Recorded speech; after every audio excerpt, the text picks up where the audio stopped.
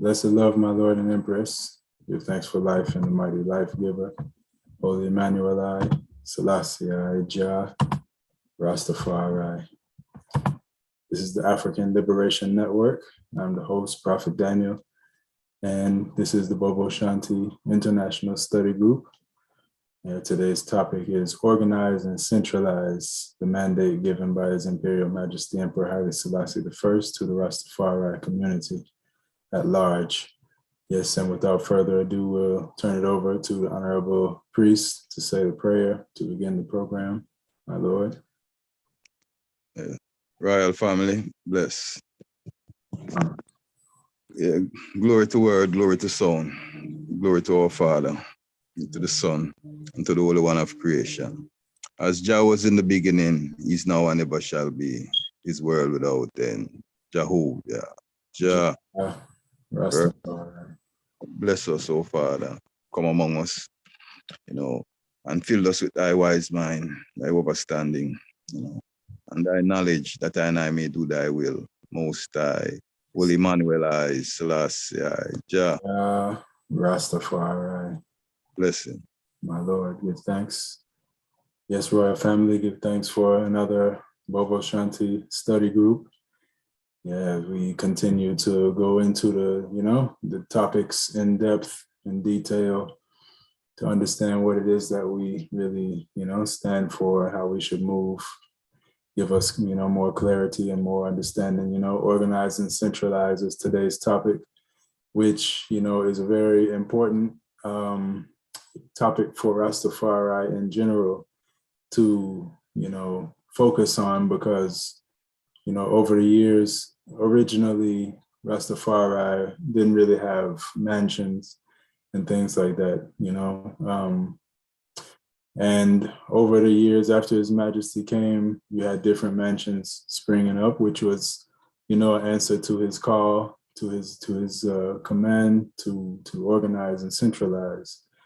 So those original mansions, houses, organizations, if you will, were strong, really strong for decades, really.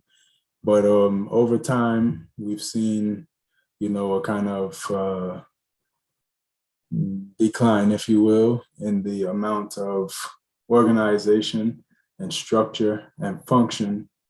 And the function is really a symptom of the lack of organization, because in our body, we have what they call organs, which is even where the term is coming from. Your organs, each one of them does specific tasks that none of the other organs may do.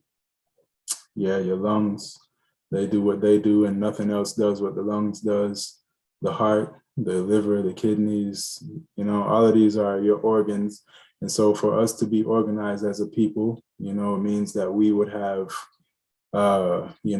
certain, not necessarily hierarchy, but chain of command, specialists in certain areas, and they can only focus on that area so that they can, maximize their mental capacity in that particular area and their physical output.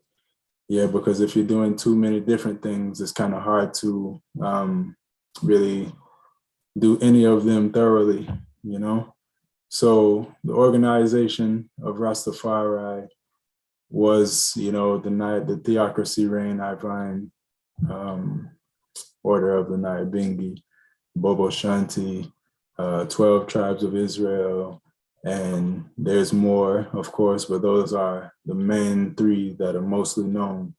And within each one of those, you had a structure, where all of them maybe approach things differently, but they did have, rules for membership and even order for their ceremony and things like this.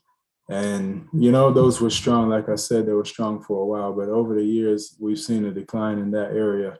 And that is very prevalent, is telling of where we are as a people today.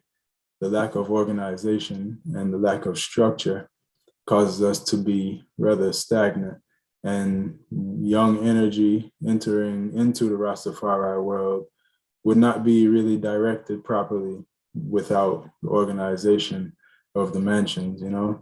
So we're going to go into some history regarding organization and centralization, you know, as far back as we can go, and bringing it all the way to, you know, the present day, and understanding really how, you know, specifically as Bobo Shanti, King Emmanuel, Marcus Garvey, and His Imperial Majesty Haile Selassie I showed us to organize and centralize ourselves as African people for, you know, the liberation and freedom of our people and our, you know, our continent.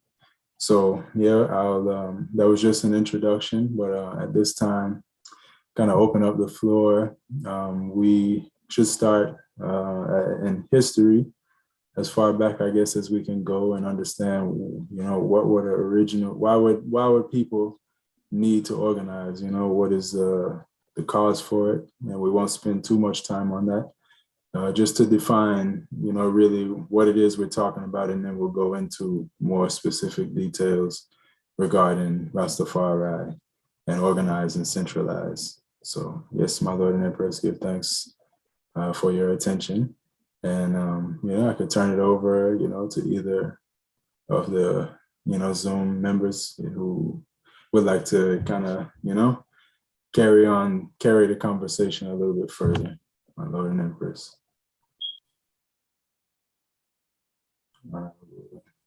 So yeah, the question we're really getting into to begin is like, what would cause people to, what are the earliest benefits or needs of people to have to want to centralize themselves? And, you know, it's like, if you look at a village is like is a way to organize yourself as a people. You have elders in the village. The elders have their specific tasks. You have, you know, man in the village, and every man has a specialty. You know, some are good at this and some are good at that. And so they would work on their skills so that it can, you know, balance out the society so that things can be efficient. And, you know, like when you realize that, say, these people are good at hunting, and you allow them to do the hunting while the ones who are good at the building do the building, and those that are good at taking care of children are taking care of children. So then everybody has a place. Everybody can be productive and contribute to the society. And things can be more productive, progressive. The people can see more growth, and you know, like all the needs of the people would be met, because you have someone in every, once you realize that you have a need, say, we need to store more food so that when the dry season comes, we have, you know, this and this and this. So then you organize yourself to be able to first grow more, second to store more, and, you know, even, you know, to ration it out, and all of these things you learn through trial and error, and you get better at it, and then you get to be, you know, a better, your society would grow to, you know, where we are right now as people. We're very, you know, our societies are very organized, even though they are chaotic. You know, you have governments, and within a government, you have a lot of protocols as far as, you know, how to talk to this person and who does what, and all of these things, you know, so many government officials.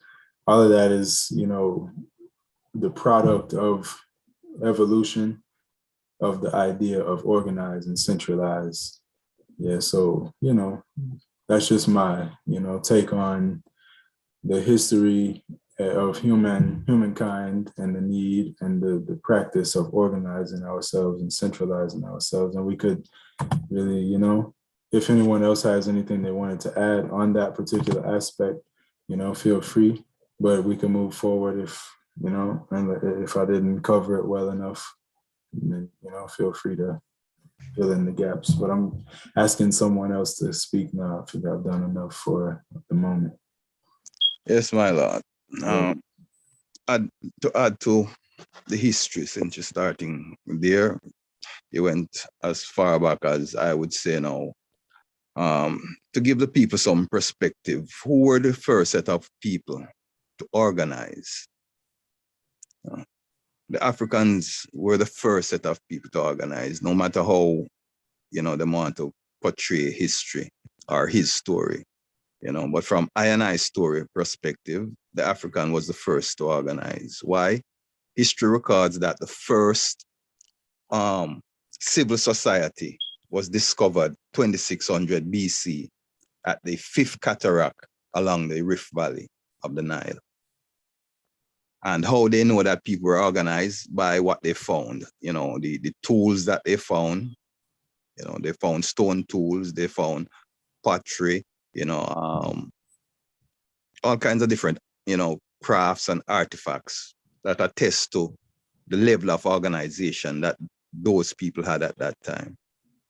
So when I and I, people of color say that civilization came down the Nile, that is what I and I is really referring to. The Nile Valley was the first organized civil societies in creation. And from there, it went out to the rest of the world. The science and the technology culminated in Egypt, where Egypt became the matrix of power during that period of time, from the first dynasty on, the Greeks, the Romans, the Turks, even the Polish, all passed through Egypt to learn from the Abunas and the sages that, shared everything.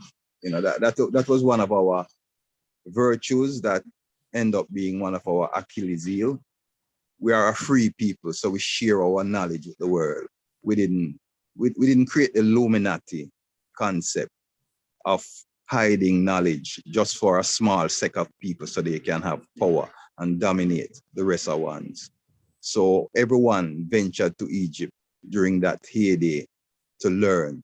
The temples of Luxor, were a frequent place where people that sought higher education and higher knowledge visited. So civilization, like we say, started there, right along the Nile Valley, where we learned to organize. We realized that we had to compartmentalize our function for it to be efficient, which is what organizing does. So we can start there. It's my Lord. Glorify. Yes, Sheikh Anta Diop, he wrote Civilization or Barbarism to really detail the timeline of, the different types of man, and showing that the first ones were definitely African.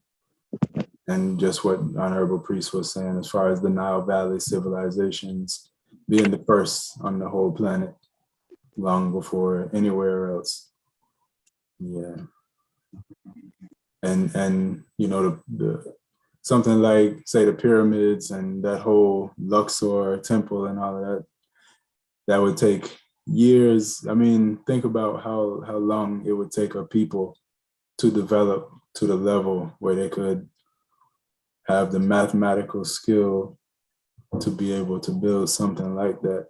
Because when you're farming, and that's all you have time to do is farm and do basic mundane kind of responsibilities, then you can't focus on things like building something like that. Just even to study math itself, you wouldn't have time to do that.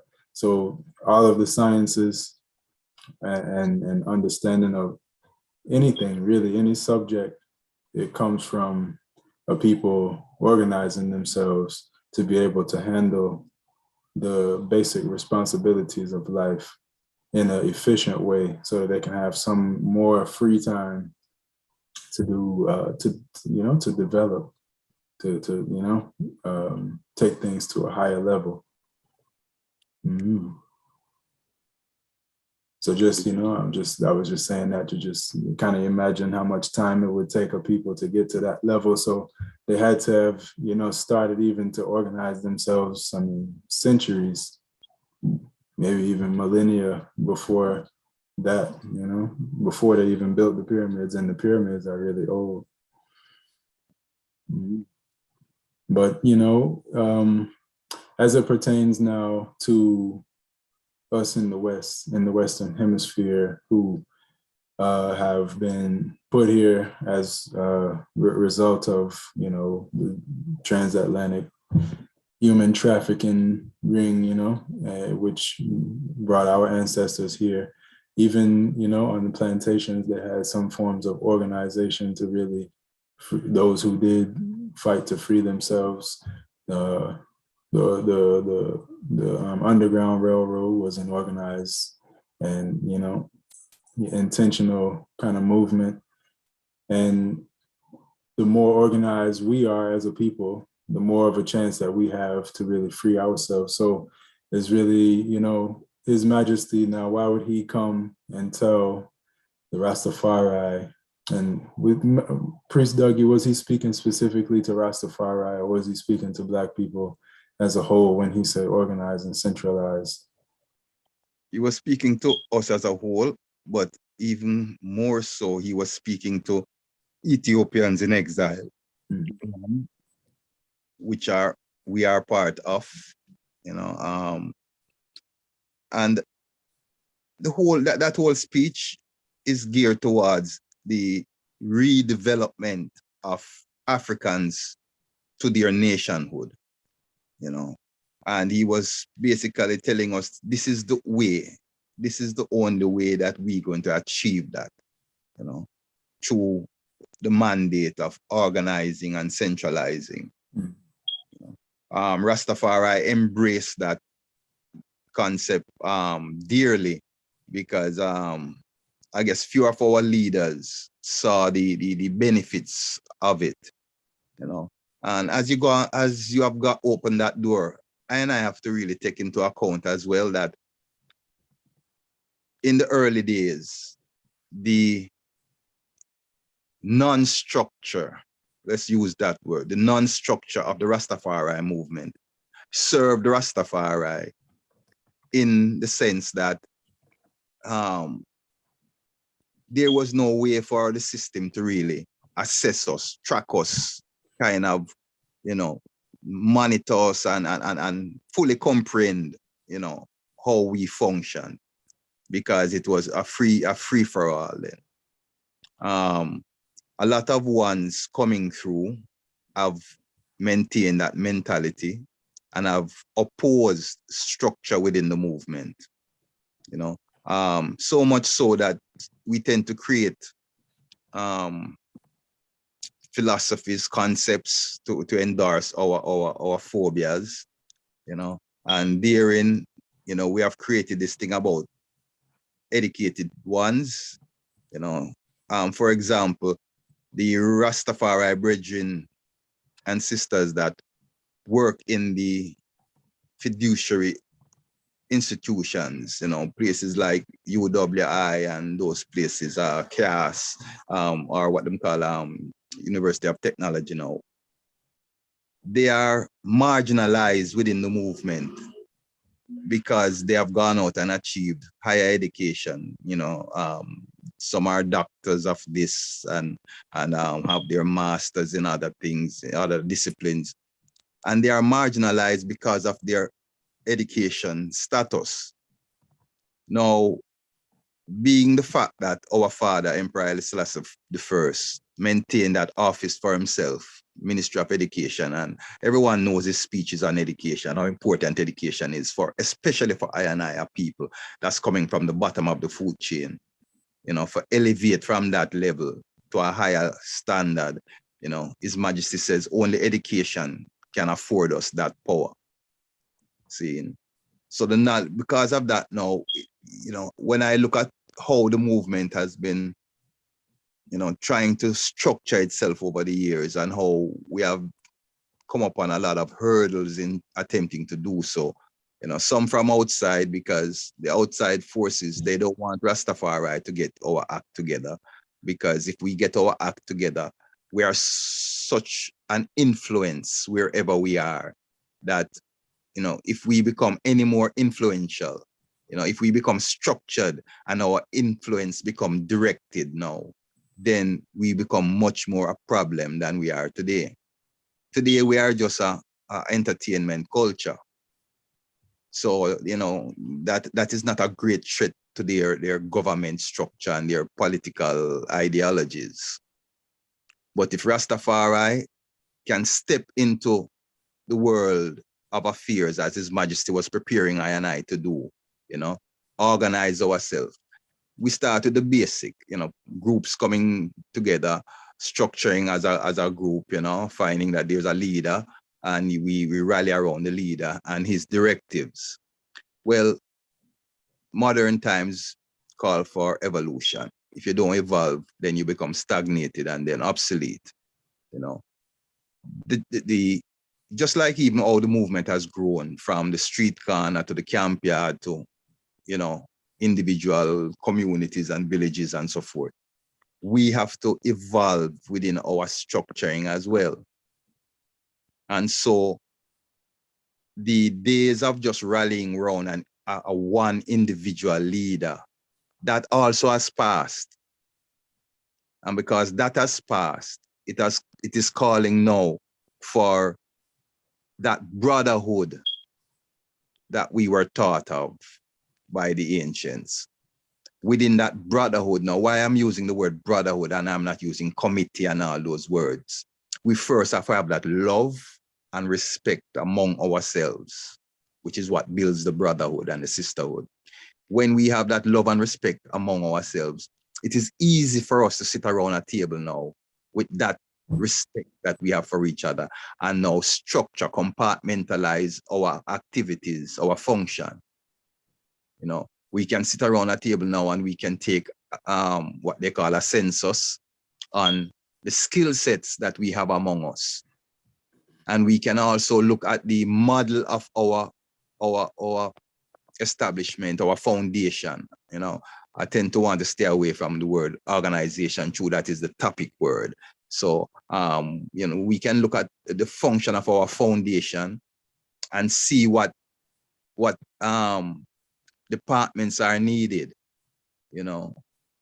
and now assess from our census the skill sets that we have to fill those offices. And that's the first basic start of organizing as a group, identifying your function, what your mission is. How do you go about achieving that mission? What does it take to achieve that mission? When you identify that, then you know what kind of personnel you need to fill the offices that are needed to do it. Yeah. I'll open the floor to other ones who want to add to the reasoning. Give thanks. Give thanks, my Lord. And, Marcus Garvey, out of our Trinity, Marcus Garvey being the forerunner, he was the first example really that we saw. But His Majesty, around the same time, His Majesty did definitely, he was the Ras, he was, Lidge and the jazz match and Ras, and then Nagus, before Nagus and Nagas. So he did definitely participate in organizing. And, the country was already pretty much organized and centralized, but he helped to develop it.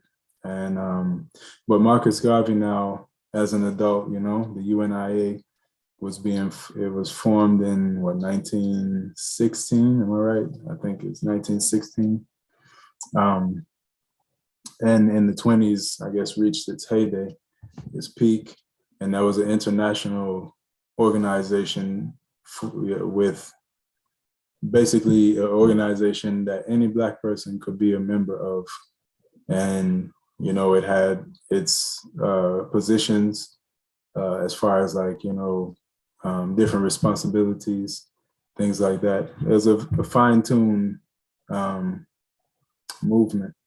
So, we could spend a little while and reason about Marcus Garvey and his his application of organizing and centralizing Black people. Yeah, his approach. Yeah, my Lord. Yes, sir.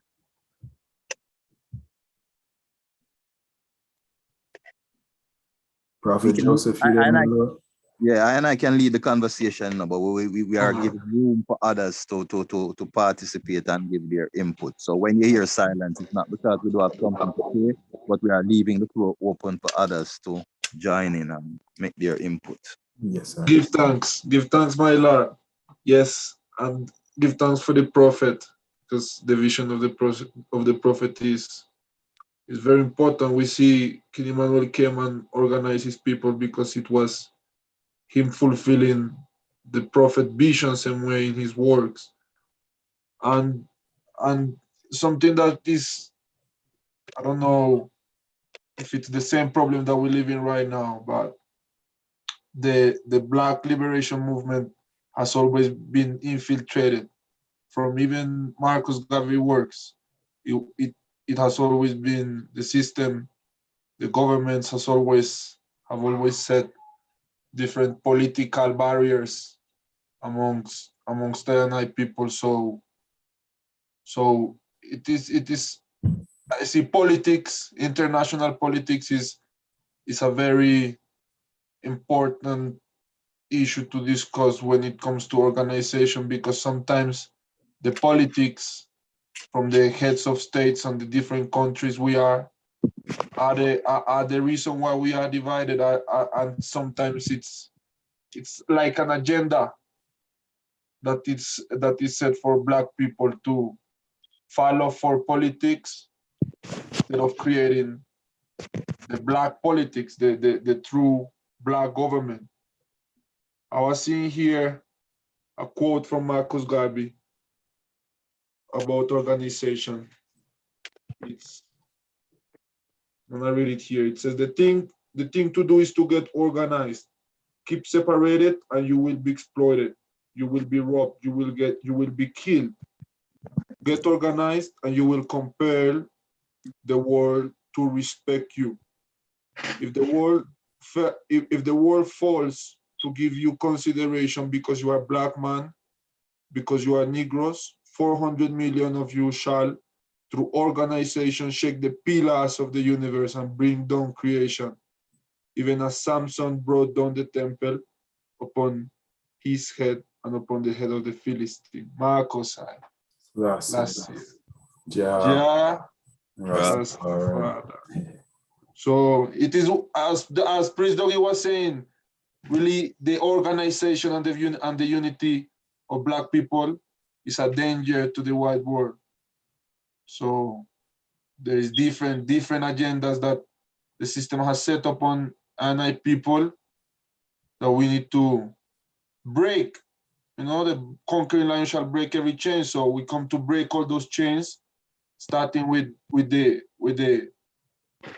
you know the shackles in our mind, to then free NI people same way, because most of Black people won't even recognize the unity with the continent and with the world of Black people. So that is one of the reasons why we not organized as a general race. Now, as a Rastafari movement, it should not be so, because Rastafari is a movement that has come to create that consciousness amongst Black people of uniting. I mean, if we talking about, we pray King Selassie and he's the father of the Organization of the African Unity. So how we can say we pray and we see God in his imperial majesty, but we as people don't find ourselves organized still. And even from that time, because if the emperor come and saw the people in the way we was living when he came to Jamaica, and him still said we had to organize and centralize, it's because we were not still fit to and worthy in his sight So it is a very important calling. And we see it's been how many years from 66 till now, and we're still striving for that organization. But we have the foundations. We need to see the foundations that our father left us, that our Trinity left us. Marcus Garvey, the Organization of African of the UNIA, our father, the African Unity, and the High Priest, Kidimanu left us the Congress, which has all organizations to bring unity amongst Black people. So it's just to step, see to step in the footprint that our father left us and really get ourselves to those works. Yes, my Lord. It's without I mean, like, self-government is self-organization. If you can, I think they're almost synonymous, like the same thing. If you're organizing yourself, that means you're governing yourself. And you couldn't possibly govern yourself in an unorganized manner. The UNIA, the OAU, and the EABIC are all organizations for the improvement, betterment, development of African people. Yeah. So they definitely, all showed us not only the need, the importance of organizing, centralized, but also how to do it. Yeah, because if you look at each individual organization that they, founded, then you can see examples, the right ways to do it. And it's really, at this point, we don't have to really even figure anything out. Yeah, we gotta, keep it evolving with the times, but we don't have to figure it out. We just have to kind of follow what's already there, but not just follow, take it where it needs to go, because they didn't finish the work. They just, like you said, laid the foundation. But if we use the foundation that they gave us, we would definitely see a lot more benefits, I think part of the problem is understanding what the foundation is, how the foundation was laid, what, the construct, understand what our mission is. Because, when you look at the Congress in the past 30 years, Jabenton said something in the week in his communication, and I've been running it through my mind, pondering it for a moment. He said, organizing just to organize is fruitless. Mm-hmm. And, I've been rolling it through my mind because, my initial reaction to the sound was, no, organizing in any form it has to be better than not organizing. So organizing to organize, if that's even a practicality, would still be a step up. But then when I'm looking at the overall picture, the bigger picture, we have to step away from this mediocrity that we have become used to. And I can understand, where he's coming from with the statement. We have to organize with a purpose. Like how Marcus Garvey organized, and his purpose was clear for the universal improvement of I and I, Black people. The name of the thing told you exactly what he was about, the UNIA. So the mission was clear to the world when the world heard, they did just the name. They didn't have to wonder now what his mission was or his objectives. It spoke right there after that. I don't think we have studied these organizations, not just from the glory point, because we tend to do that. We tend to be, understandably so, because it's a post-traumatic disorder that I and I have, because we lack certain things. We tend, it's like when your body lacks a certain nutrient, it craves it. So when we crave it, we tend to go overboard when we do get a chance. So I'm saying all that to say, when you look at the construct of the groups within Rastafari, you know, what happened wasn't deliberate, The fact that it ended up being 15 groups was not a deliberacy. It was necessity that caused those 15 groups to come into being, into existence, because of the destruction of their central base, and that central base was Bakawal. Now, when we look at how Bakawal ran back in the day, you can see great organization within that dongle, because in that is one of the names that Bakawal was called, dongle, because it was the garbage heap. But as simplistic as that community was, without organization, it couldn't have existed, and it couldn't have had the impact, that it has had, that this movement is now global, because yes, Dada was a figure, you had other figures, but there was structure in there. You had the indentured, what we call East Indians, the indigenous people that came from India, that were brought as indentured laborers. They were housed in that region, and their culture was Afrocentric. So we and them naturally merged, naturally, interacted closely. A lot of them came wearing locks and all of that. So the locks reality was influenced in Bakawal greatly because of them, So there was unity there. They were the sages. They brought a lot of the sayings that you hear Rastafari hold on. They brought, that's why even Howell took the name Ganguru, because of that Hindu influence that came within Bakawal, and that caused the structuring, the Nyabingi celebration, how they were structured. We didn't have drums, so we worked with them, and we used their drums. There was a level of brethrenship again too, because at these gatherings you had brethren that had access to food, ones that had either family or other brethren in the rural areas that grew food. So those brethren now were in charge of making sure it's a food upon base all the time. Then you had the herb man who, and our herb brethren them, who was responsible for making sure say herb run all the time.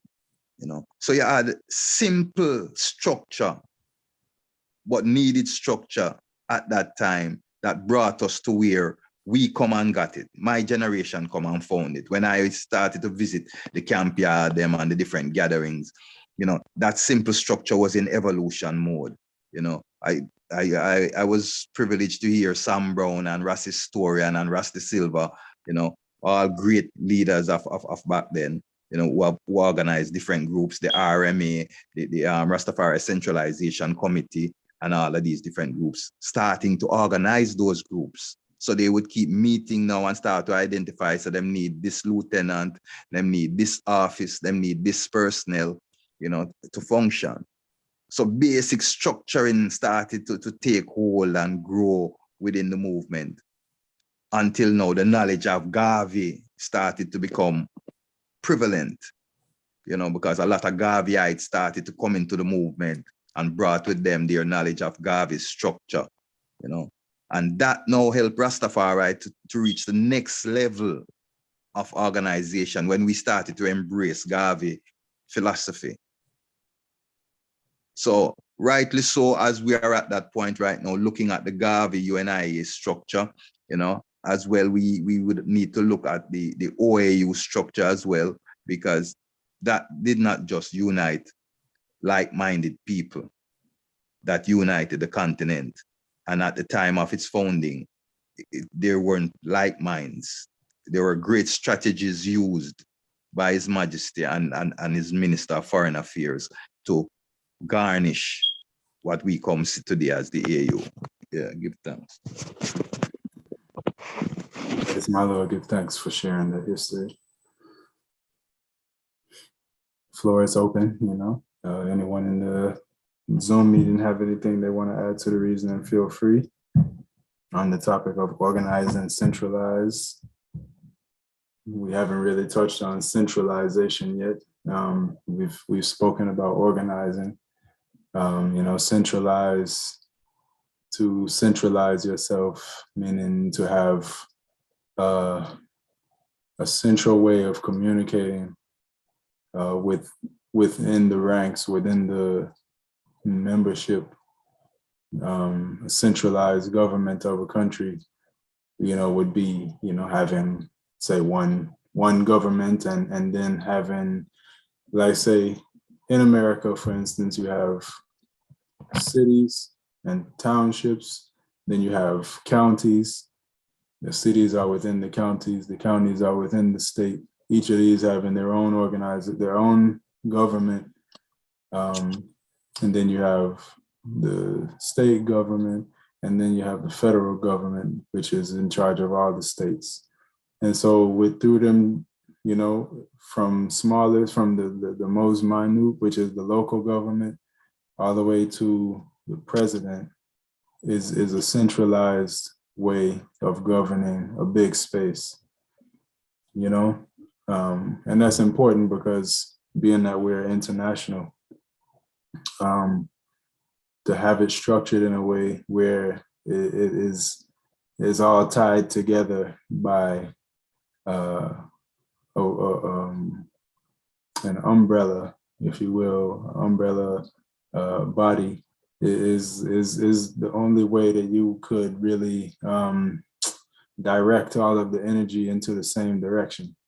Yeah, because if everybody in all of the different corners are doing their own thing, but there's no centralization of it all, then it wouldn't yield as much progress for the whole. You know, each of the individual groups may progress, you know, on their own, but as a whole people, which is what we're about, and, you know, because nobody's free if somebody's not free, you know, so we care that everybody is included in this struggle for freedom, redemption, and repatriation. No one should be left behind.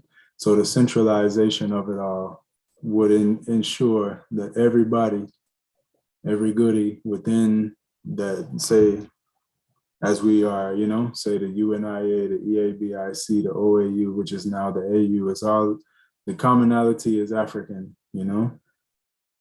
Well, you know, Blackness, Negro, Ethiopia, Africa, Black, and then the African Union, all of that. Every Black person should be safe because of the centralization of, you know, if we're successful with our aims and objectives, then every Black person will be covered by our development.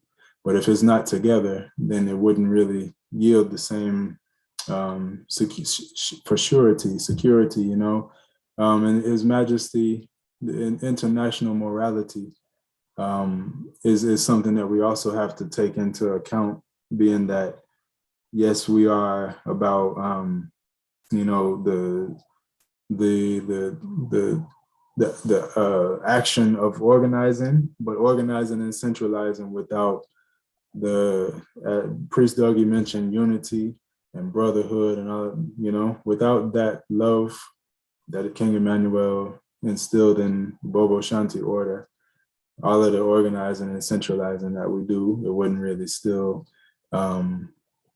give us the ultimate freedom, the ultimate salvation. So even within the centralizing part, I think that love and international morality is very key, you know, as a rallying point for mankind. Yeah, which, you know, transcends any religion or any culture or anything like that. And there's an example right now, because our centralized body, you know, as Rastafari, our centralized body is the AU. Enough ones don't really understand that statement. The AU, the Organization of African Unity, which is the original name of it, is established as that umbrella organization that you just spoke about, that brings all the nation states together. Now, why I say that is I centralized body as well. We are the 6th region, even though we are out here in hell, you know. Our Father did not leave us or reject us or forget that we are out here. He included us in the structure. So within that structure of the OAU, it's not just 50 states, you know. We are part of that structure as the 6th region. So I supposed to look to the AU as that centralized body. We supposed to make sure that we have observer status within that body, that our voices can be heard, that we can be part of the law development, you know, the governance structure. When laws and regulations are being made, they affect us all when they are being implemented from a systematic level. See, so because of that, we need to be involved so our voices can be heard and we can influence things in a way that, you know, represents our constituents as well. See, and so the AU would be our centralized body as Rastafari, being part of the 6th region. See, and as you said a while ago, the AU, because it lacks just that specific ingredient that you just said. It's like cooking a meal. You got the different vendors that sell ital food and vegan food, and you buy, and yeah, it's all right, because it's what it is. And then you eat from someone, you just feel a vibe, the food just satisfying and everything, because that special ingredient is in the food, love. You know, that love, that respect, that, you know, if we don't have that, we're not going to function like the IC, and we're seeing that within the construct of the AU, because there's no brotherhood amongst them. They have not been able to create that collective security that His Majesty was teaching them about. You know, they are more, because they have been taught outside of Africa, and that's another problem. Yes, we send our children to foreigners to teach them how to be Africans. It don't work. So because they are schooled outside of the continent, they come back to the continent with the same mentality, you know, the partisanship, the Western politics is partisanship. You understand? They divide the people to rule the people. While I form of politics then would be of a solidarity, uniting the people to guide the people. Being that the people's voice is the voice of God. The people's will is who we are, who any government is put in place to serve. The people elect their representatives to serve their interests, the best interests of them, you know? Yeah. Yes, my Lord.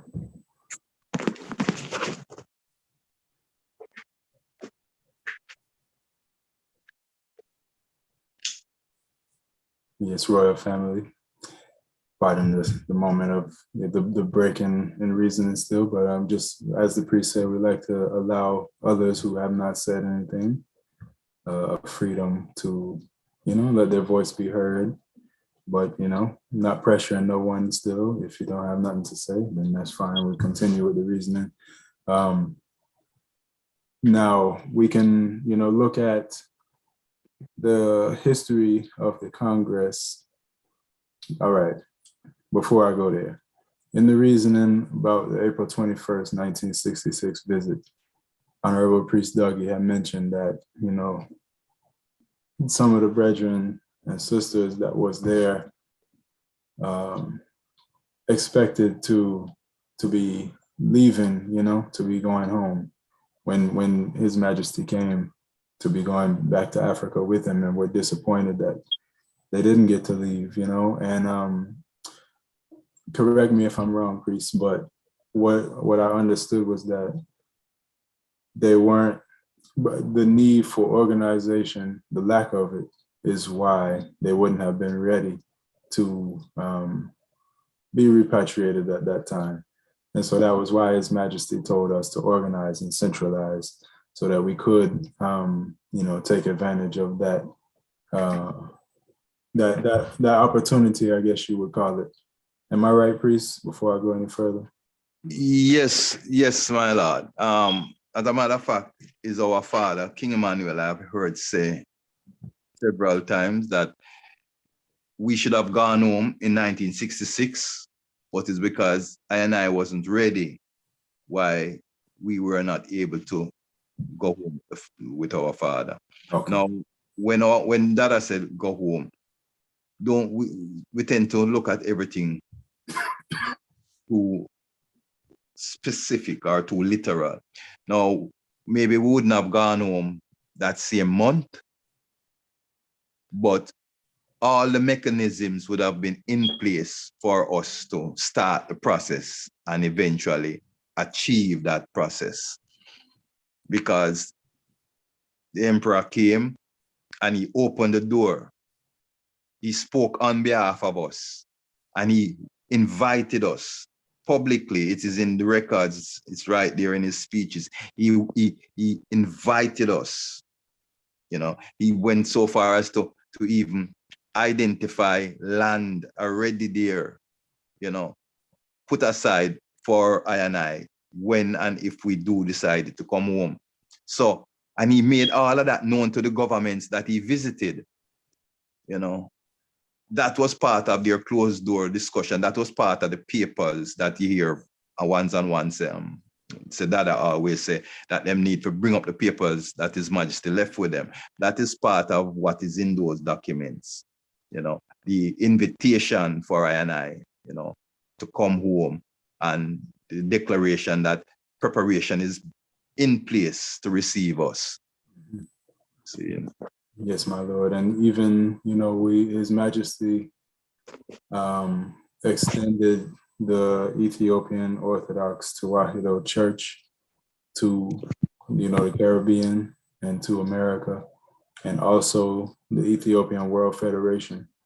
Now, both of these are forms of organization, because the EOTC is an organized church.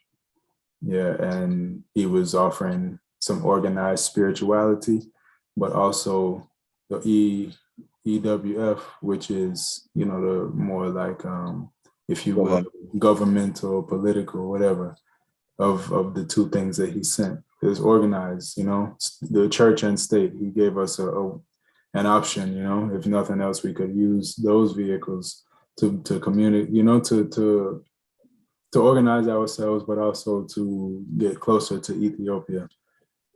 So that's, his I guess a gift, but his way of, giving us an opportunity to join something that already is established. But because of our difference in faith, we didn't really join the EOTC like that, but we have our own forms of churches. But, it's just a gesture that I'm really highlighting, that His Majesty not only said organized and centralized, but he sent us things that are already organized and centralized for us to take advantage of, if nothing else. And I don't take it to mean that because he gave those things that's what we have to do, otherwise we're not being obedient or something like that. I don't think that he intended it like that. And I don't see my father as such a person, I see him as someone who is about freedom, and so he gave it as an option, but not a demand or a command, just an option. I like how you said that, my lord. I like that little disclaimer there. I will just add one thing before I go on. As an example, he gave us samples to look at how to organize. You understand? He gave us examples. One, he sent the church because he knew that I and I needed to clean up our spirit, clean up our goody, So when we do come home, now using the EWF prototype of government structure, when we do achieve our freedom to come home, that we would be mind, body, and soul would be ready to regain our Africanness. See, so I and I more see it as, as a sample example of what we need to do and how we can do it. Because in reality, if one's look at the original constitution of the EWF, it was for Ethiopian refugees, not I and I who reincarnated here, that claiming Ethiopian nationality. No, it was originally created for refugees that were displaced from the war within the continent. See, but then it extended now to I and I, because anything Ethiopian, from it hit the West here, anything Ethiopian, I and I going to get involved in some form. And with the zeal and the attitude that we approached it with, they welcomed us because we were more into it than the ones that they came and brought it to organize. So we end up taking it over. So it has more become, the EWF of today is more a Rasta arm right now, another group of Rasta than official organization that is linked to the administration of Ethiopia. Bless. My Lord. Thanks for that clearance. Bless the Lord, my Lord.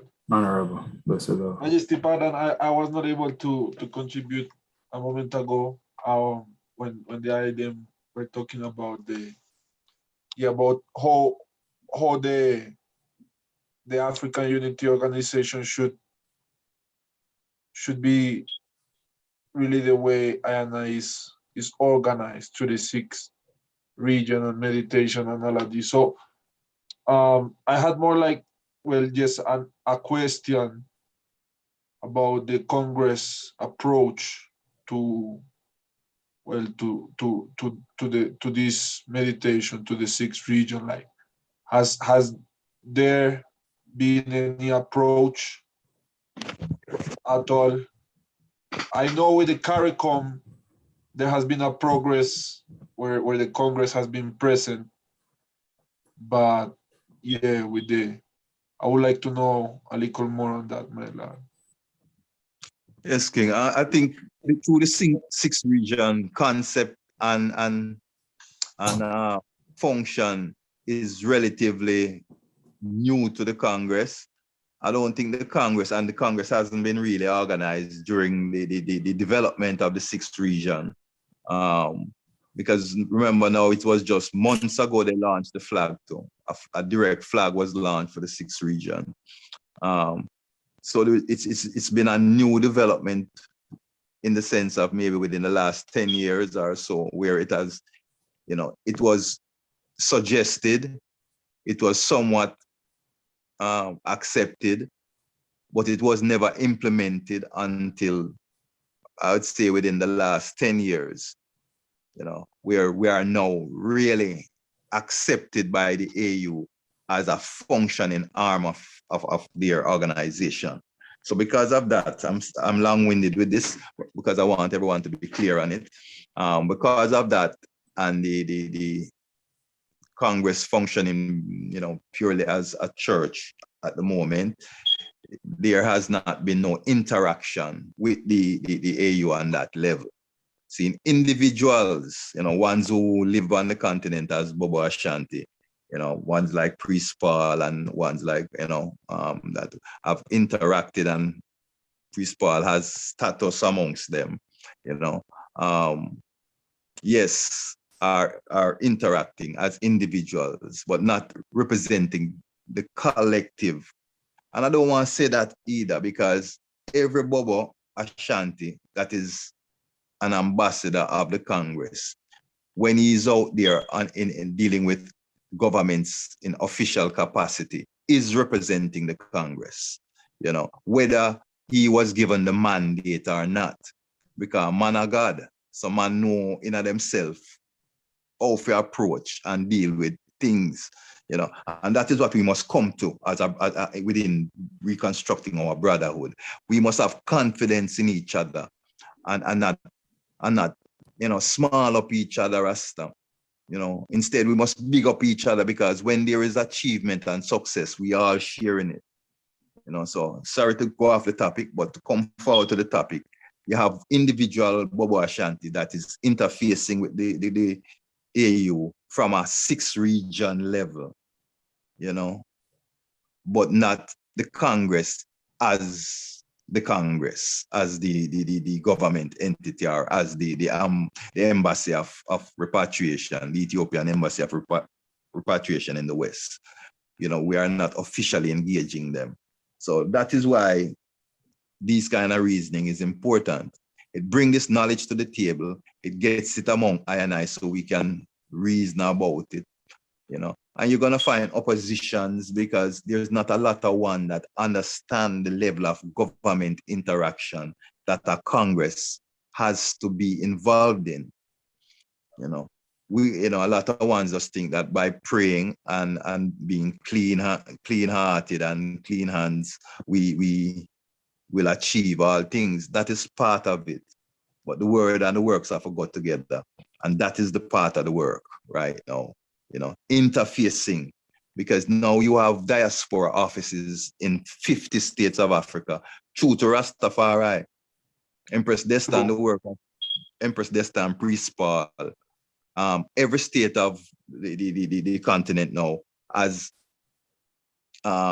opened up a diaspora office. That means they have all signed on to the treaty and say, yes, they are our family and we have to involve them in our development.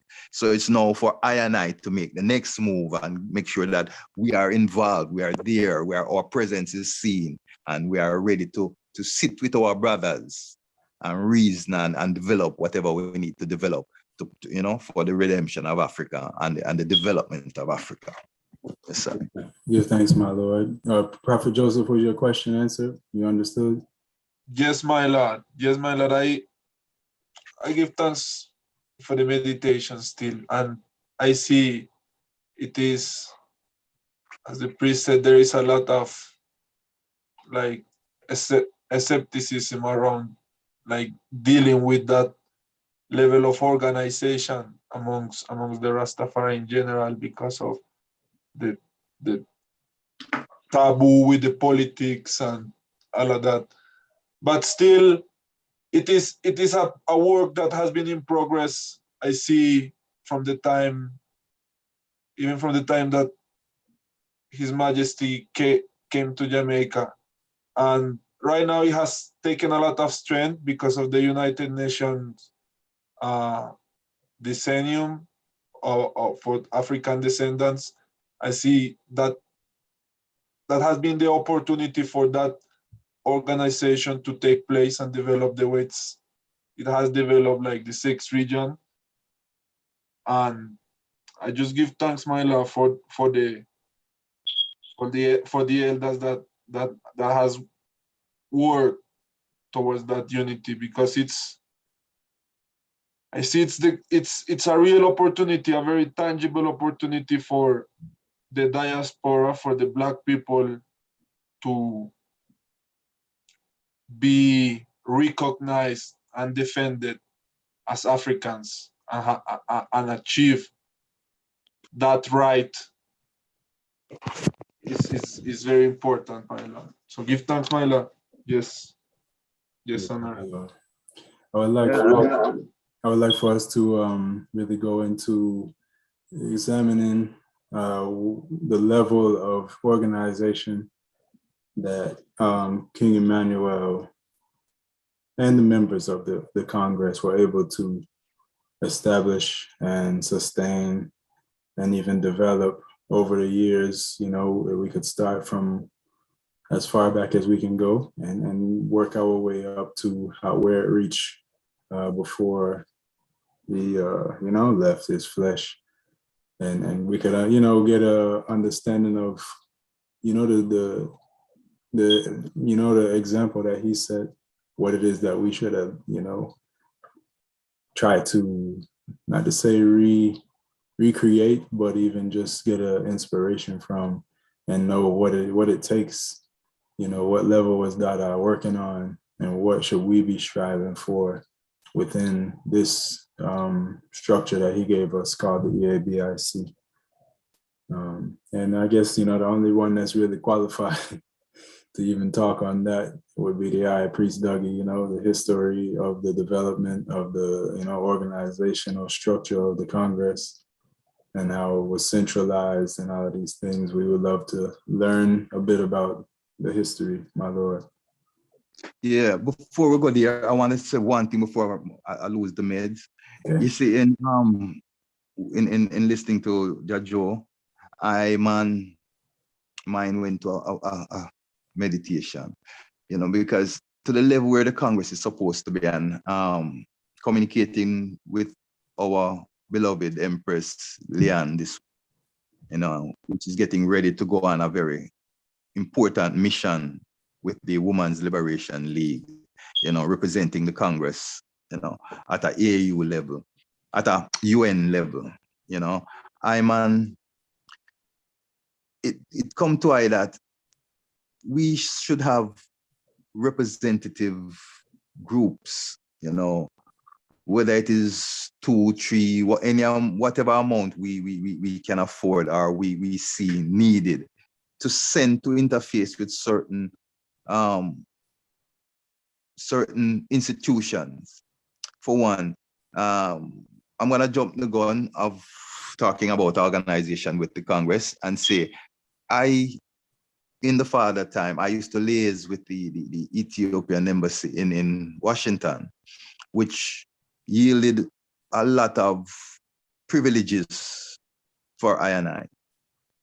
And if we had continued to liaise with them from that level that I started, we would have had a great relationship at this point with the nation of Ethiopia, no matter which ruling body comes in, you know, but with the ambassador who is there in Washington, you know, and through the ambassador now, we would have access to further interaction with the government branches that we need to interact with to secure our brothers and sisters' rights that are there in Ethiopia that are looking for certain assistance that, you know, they need, like with the documentation and stuff that Priest Paul just cracking door with right now. Anyway, that is something I that just meds eye, you know, because if we were functioning, we would have delegations going to places like Washington to interface with the ambassador there to discuss repatriation on a practical level. You know? Yeah.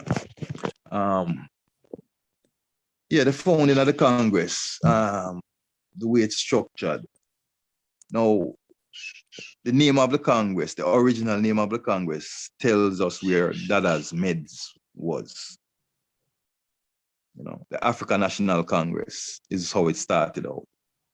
Now, he was looking to represent from an African perspective, the voice of the disenfranchised people, you know, in his region. So he organized, he did not, unlike the other groups that gave them organization certain name, he chose a practical name that depicted the function that he was about.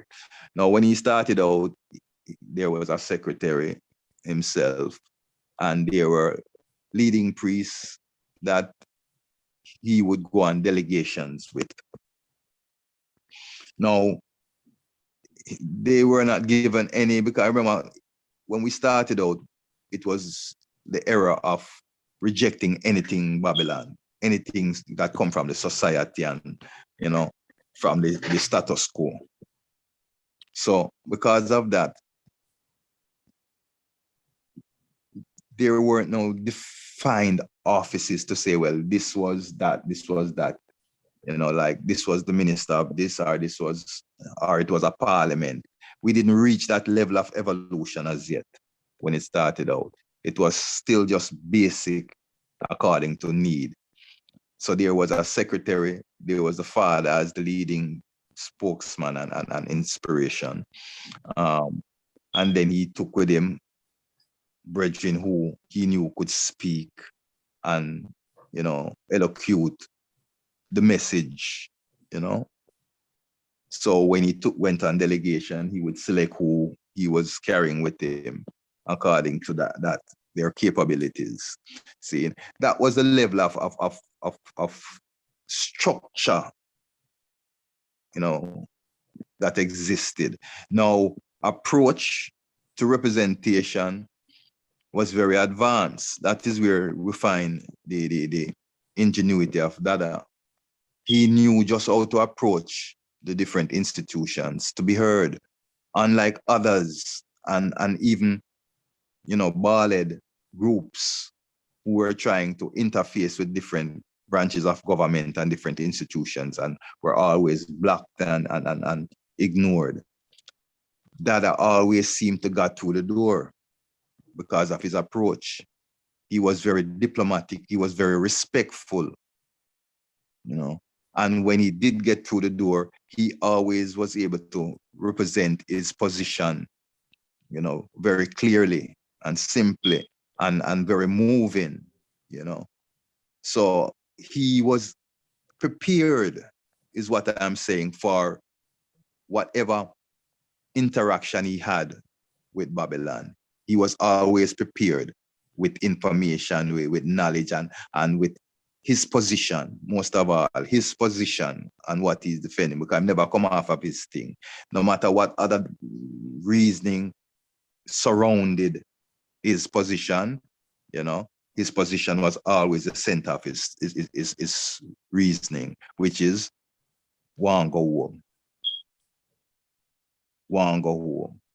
Now, other things would transpire, like when he would visit Minister of Health to talk about the health condition in Western Kingston and the need for better pipe, better sewage, better whatever. He would be right there. There's pictures of him interfacing with these heads of government, when he had to deal with the Gleaner Company, which was, again, this is how the father was very wise. He understood the power of propaganda, He understood the power of mainstream media. You understand? He knew that the propaganda machine, like Marcus Garvey, who totally understood it. That's why he created his own propaganda machine. He had his own newspapers. See, Dada understood the power of media. So Dada developed a relationship with a guy named Hector Winter, who was the head of the Gleaner for many, many years. He was this white Jamaican who was the head of the media system in Jamaica. He was the big guy. But he was very familiar with King Emmanuel because there are pictures, if we had them amongst us moving around. We have lost some of them, but there are pictures with Dada in the conference room around the big table with Hector Winter discussing whatever he was discussing at the moment. If we can get back into the Gleaner archives, which I'm trying to access right now, we'll be able to get back copies of those pictures. So our father understood all these intricacies of government or of governance, So he visited the Gleaner Company regular, to the point of when he sent them communication, they printed it. They didn't throw it in the wastebasket like with others. They printed it. And most of the time, they printed it verbatim. They didn't change up. They didn't edit anything. They print just like how Dada sent them. So he was able to get his voice out there and in the mix of things. So his approach was very diplomatic, very focused, and that is a general overview. If there are specific areas of development that the them want to know, the them can verbalize it, and I will see if I can speak to it. But that is a general overview of, yes. Yes, my Lord. And so over time, once he got up to, say, like the Hill, is that when it started to take more of a Congress type format as far as the governmental function of it and stuff like that, and like a tabernacle, and like the church took, I'm asking, is this when the church took more shape and when, it became more and more structured and detailed to the point of having a parliament and a women's freedom league and a constitution and, you know, vice president and all of these different, like, you know, offices and, you know, the governmental structure that we know. How long was it as you just described, and when did it start to take more of a shape? And if you could just kind of tell us what offices were there, et cetera, stuff like that. Yeah, well, then by the 70s now, when Dada moved to Mount Teman, and that's why it became Mount Teman. You know, let me just go back a bit before I go forward. To understand the function of the Congress, the approach of the father and his mindset, one needs to know the history of his whole evolution, meaning started in Nazareth. Back there, Bakawal, Dongle, Akiwak, same place, all within the same zone. But that a specific area in Bakawal was called Nazareth. Okay. Because of the dreadlocks, man, them. That was where 1958, the dreadlocks became the concretized as the image of I. So it became known as Nazareth. Now, every camp that Dada moved to had a name: Capernaum, Bethlehem because Jesus' son was born there. All of them have a name, and the name depict the biblical, if you look at the biblical function of Capernaum and Bethlehem and the symbolism within scriptures, you'll understand the nature of how that camp kind of ran. Seeing when it got to Bobo Hill, Mount Teman, that is where the father now embraced fully the work of Marcus Garvey. That totally he embraced that fully, where his whole, that he referred to Marcus Garvey on a constant, you understand, trying to bring back that mentality within I who surrounded him. Self-reliance, we had to structure. Now you had the office, you had a committee, you had palace guard, you had guard at the gate, you had, you know, Minister of Education, you know, Minister of Services, you know, you had the treasurer, the one who kept the books, you know, you had all the basic needs with room now with scope of development, you know. So, like I said previously in one of our communication, it was during that level of development that Dada took down, became ill, and, you know, became more secluded because of his illness. And ones now that was there, it's like you're in a class and you're halfway through the curriculum, and your teacher gets ill, and you're without a teacher now for the last half of the curriculum. You're not going to do so good on the test. So I don't think everyone that was there during that time understood the levels of where Dada was going with it. So because of that, from Dada kind of took down, it's stuck right there, so right in where he laid out a parliament and said 33-man parliament, and laid out the committee structures for a committee, showing you the level where it was supposed to go. From that point, he was ready now to become a fully functioning government. You know, he was not just in construction anymore. He was in the implementation phase. Seeing, and I'm not going to tell them any fantasy. You know, we have to face the realities of what was, for us to understand why it is what it is now. You know, so I won't preach no illusion to the item. That is the level that we were stuck at, and we have been stuck at from that time. We have not been able to seat a functioning parliament and a functioning committee. to be able to take the representation to the next level. And there are those now who just stopped study from the father took down. They have not developed themselves in their office to the next level, because I don't see them. So I'm not even, and this is not a judge. I'm not judging anything, you know.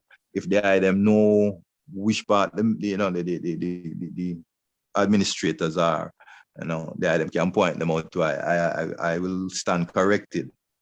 But, you know, I am back and forth from here to Jamaica, and I don't I don't see no administrators.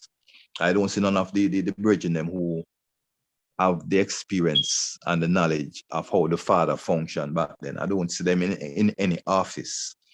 And I have not heard, except for Priest Paul, you know, and Priest Turks and the man them on the continent, I have not heard any development, any significant development that we can say there's a feather in our cap to speak of, you know. So, yeah, that is where we are. So it's on I and I know, you know, everyone that is hearing this as Bobo Shanti, to apply I and I self to the task of putting a functioning representative body in place, you know. Now, we don't have to directly do it exactly as how the fathers left it, you know, because this was something the prototype that he left was 30 years ago. A lot of things has evolved within that 30 years. And man of God and woman of goddess. So we have that spirit of discernment in us to be able to look at where we are now in space and time, in development, and see how we can put an administrative body in a practical way. If it's a 33-person parliament, no, that takes structure. That takes what Daniel was talking about, centralization. And I don't think that we are ready for that topic. The topic of centralization, we don't even have the concept of organization down to speak of centralization. That's why the movement is not centralizing, because the movement does not understand organization in its basic sense, much more centralization. You know, because the movement is still in the areas of I and I is Bobo. The rest of man them is Coney Dread, and them is this and that, and the next man them I said the Bobo them going like them self-righteous, and we're still in those fields sorting it out, not realizing that we are all one father's children, and we just need to sit down around a table as brothers and sisters, you know, and stop beating the chest because none of us have achieved anything to brag about. And look at our organization structure. Each group need to revisit the organization structure and elevate. I will say this right now. The Nyabingi house or the Theocracy house. I've been privileged to be on 1 and 2 of their virtual Sunday organizing meeting. You know, they have invited me to speak on certain things at the time, and they are organizing themselves. They have revisited their constitution. They're revising it. They are stepping up. I see a lot of stepping up within them function right now. They're not there yet. They're just like everybody else, trying to see what way to go, but they are making an attempt. I would love to see that same attempt among us, you know, and other groups, because all the groups need to be functioning at their optimum for us to succeed in our endeavor of repatriation. It's not a one group thing. Give thanks. Yes, my Lord, give thanks for sharing. Yeah, within, you know, what the priest just, you know, described as far as the development of the organizational structure of the Congress, you had security being with the guard for the palace, guard at the gatehouse. You know, they had their responsibilities. You have the kitchen, so the food is secured. And you have the broom field to make funds, you know, along with the other crafts and things like that. You have, you know, places to live for people. You know, you have the organization of the woman's purification principle and how that functions. So all of these are just different levels of the organization that it was necessary in order to have the people see any development instead of just being haphazard and do what you want to do. You know, it has structure, and in order for it to function, the different aspects of the structure have to work like a clock. You know, everything works together, and it all, if any one part of it's not working properly, everything else would see some sort of effect because of that. So as the priest said, everything needs to work at its optimum performance level in order for all of it to work properly and for us to see the most of our potential being maximized. And another thing I wanted to say is that, as you can see from Dada life, you know, is when he got land and was able to really, you know, but to be stable, you know what I mean? And to be in one place, it makes it a lot easier to organize yourself as opposed to being like moved around from this place to the other.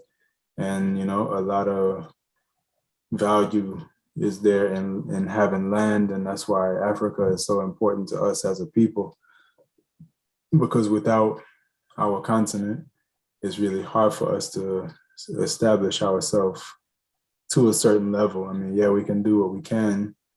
We always, you know, make lemonade with lemons, you know, but the best is when you have your country and your people are in your country, or if they're not in the country, it's not because they can't get to the country, it's because they are, you know, out on a mission or something like that. But it's working through a centralized process, you know, in an organized way. So the peak of the Bobo Shanti organized and centralized was realized after Dada reached Bobo Hill and was able to, you know, build consistently in the same place and develop the structure of it, you know. So Prophet Jasik has his hand raised. I allow the brethren. My Lord, you can speak, you can unmute.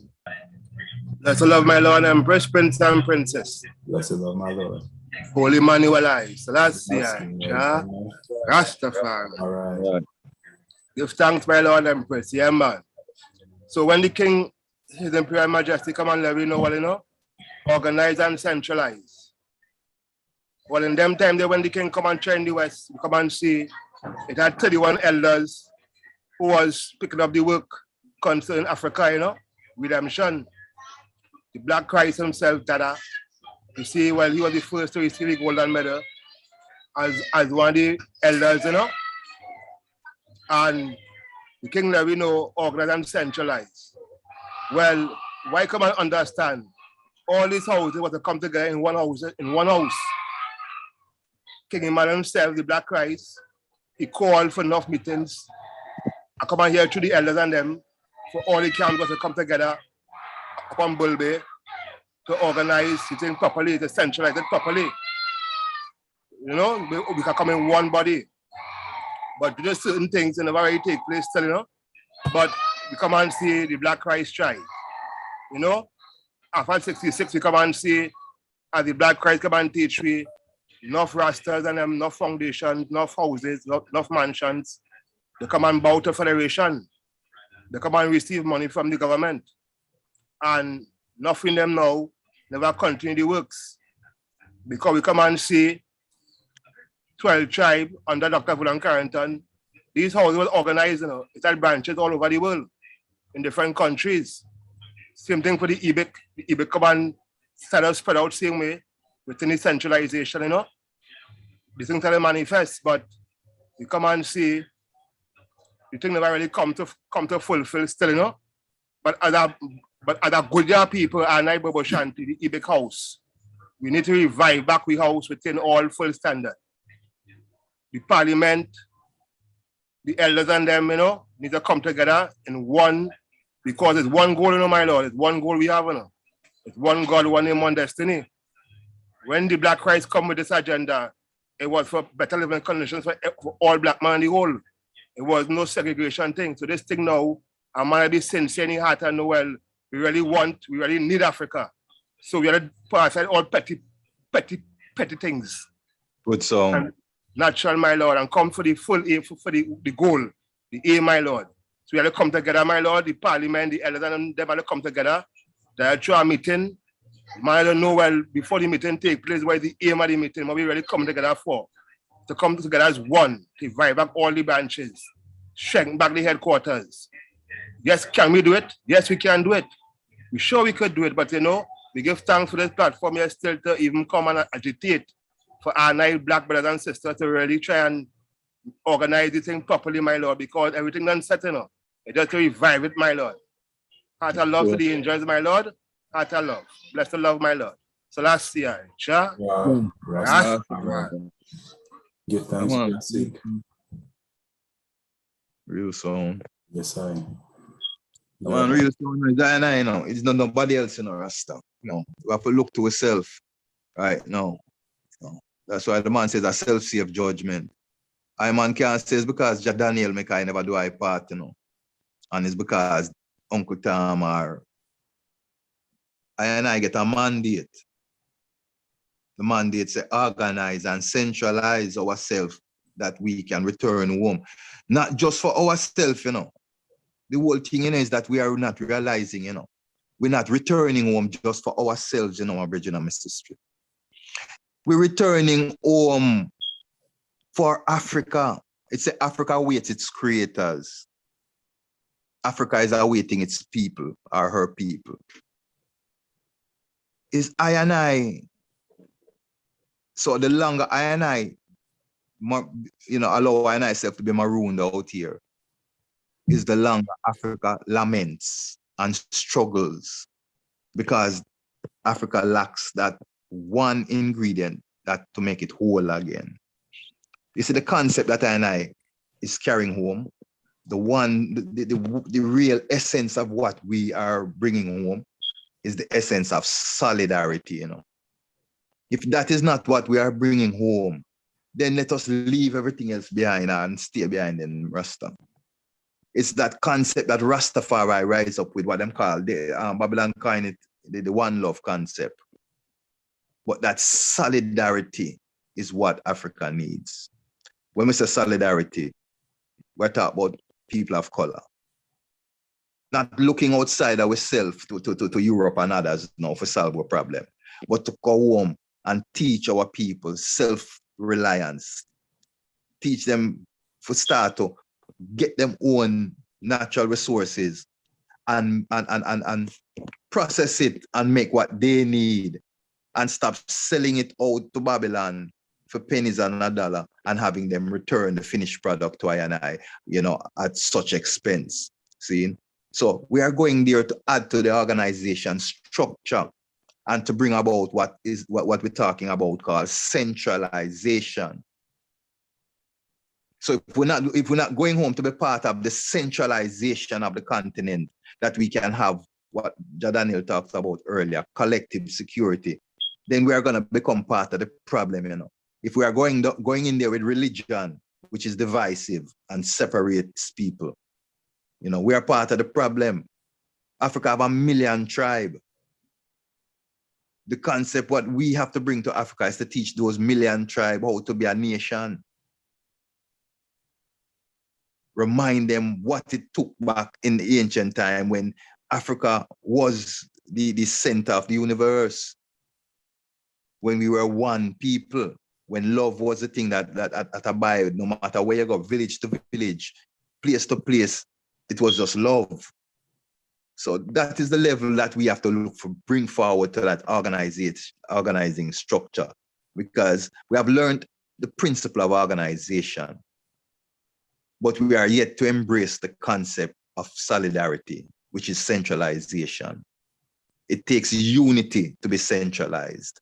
And that's why we're not ready for that topic yet, because we don't understand the concept of unity. Unity is coming together without seeking uniformity. You don't have to be like I for I and you to have common interests. and to identify them and work towards them. That is a form of organizing skill. Bless. My Lord. And I would love if we could even really share some other things that we as a people would need to be able to, like, what within the human capacity, what else do we have? What other principles, virtues, behaviors do we have to exhibit amongst each other to really achieve organization and centralization?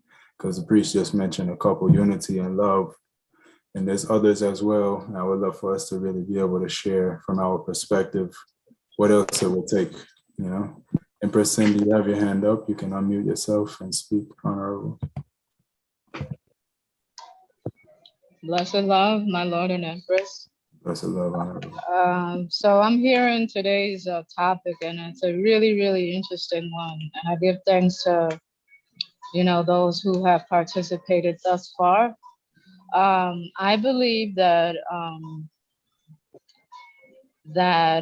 we do have the capacity to unify as a people, but I think that you know, this topic has to really, really, really be implemented in the minds and in the hearts of people to actually mean something to them. I think that sometimes if something comes with an incentive, and maybe they would want to unify, we would want to unify more as a people.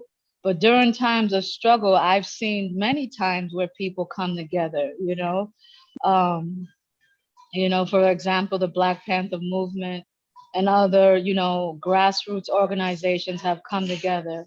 I feel that even though I wasn't born in the 60s or in the 70s, the political climate during that time amongst Black sisters and brethren was a lot more unified. And, you know, after that, I don't know what happened. I really don't know what happened. So, I mean, I do think we have the capacity to do it. I just think that, you know, with so many distractions nowadays, you know, we're losing sight of what is really important to us. And yeah, that's what I have to say for now. With thanks. Thanks, Honorable.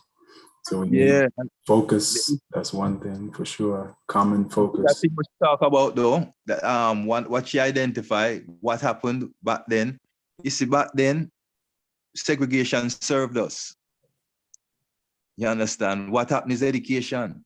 Now, education is vital, you know, to I and I, you know, but education, like our father said, education without justice is slavery. See, what it did, what happened when we were allowed, educated by them, because when we were segregated, according to what them said, we were taught by Black teachers, you know, who taught us using their Blackness, their understanding of their culture and their way of life.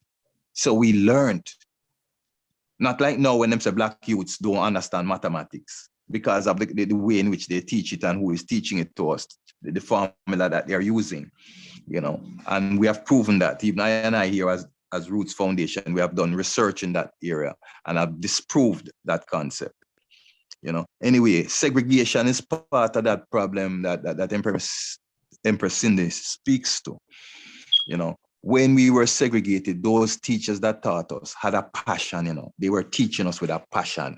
We had to learn because they knew that that was the only way we were going to survive in the future. So it was a duty to them to teach us. So we were well taught. So the leaders that came out of that era had an understanding of what unity was, what familyhood was, what community was, you know. Coming on through now as we ventured out and went to these different institutions and were taught, and we come back with all these degrees and became well eloquent speakers on behalf of, you know, Black people's plight. We still were infused with the mindset of the colonial power. So that is part of the problem that we are working against, you know. You know, that's why Dada say, don't blame I and I as a people. We are not to be blamed. him say throw the blame upon the South field, meaning throw it upon our captors and the circumstance that they have put us into.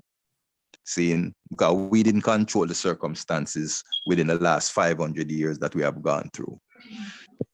Yeah. I pray the honorable I don't want to compare and contrast, you know, but by the looks of it, when I see, you know, organizations like the Nation of Islam, I see them having kind of like an organized and centralized kind of structure, you know, because they still believe in the minister, oh God, his name escapes me right now, but you know, they have an organized structure where, you know, you go, pardon? Farrakhan, you're talking about Minister Farrakhan? Minister Farrakhan and the leader of the organization itself, I forget his name. Mohammed. Right, exactly. You know, I think that's, you know, Elijah Muhammad. Elijah Muhammad, give thanks, yes. So by the looks of it, and from what I, you know, when I see them, I see that they have this organized, you know, unified structure amongst themselves. I don't know what the eyes think, but I think that's, you know, that's a very good example of not something that we need to follow, but something that, you know, can give an example of what that looks like today.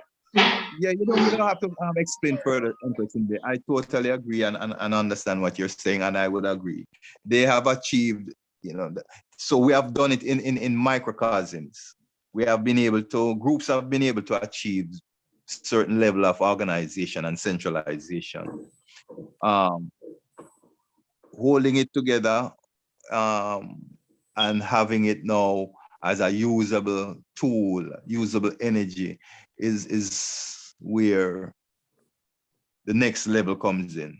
If all of us could take from that organization structure of the Nation of Islam, then we would be better prepared to sit down around a table as family and discuss, because we would be all knowledgeable in how the benefits of structure. You know, we would be all knowledgeable in that area, which, yeah, we are struggling with that as a group, you know. If I may say something, I would like to highlight, you know, the fact that I think the reason why the Nation of Islam has been successful in having a succession, meaning, you know, at one point, Honorable Elijah Muhammad was, you know, while he was in his flesh, he was the, you know, he was the executive decision maker. And that responsibility was passed down to Minister Farrakhan, who had proved himself while Elijah Muhammad was alive. Minister Farrakhan proved himself to be able to lead, you know, and so that responsibility was given to him. And not only was it given to him, but it was respected by the nation. You know what I mean? I'm sure there's probably a few people who might have thought they should have been the one or whatever, but because of the structure that existed and because the majority accepted him as a leader and because of his ability to actually lead, you know, they were able to keep it together. Whereas Dada set up a parliament. The parliament, while we say we accept it as the governing body of the association, we don't, it's not practical, it's only in theory, you know? And so that's the difference there. Their government continued practically, ours only is set up to continue, but it hasn't practically done so.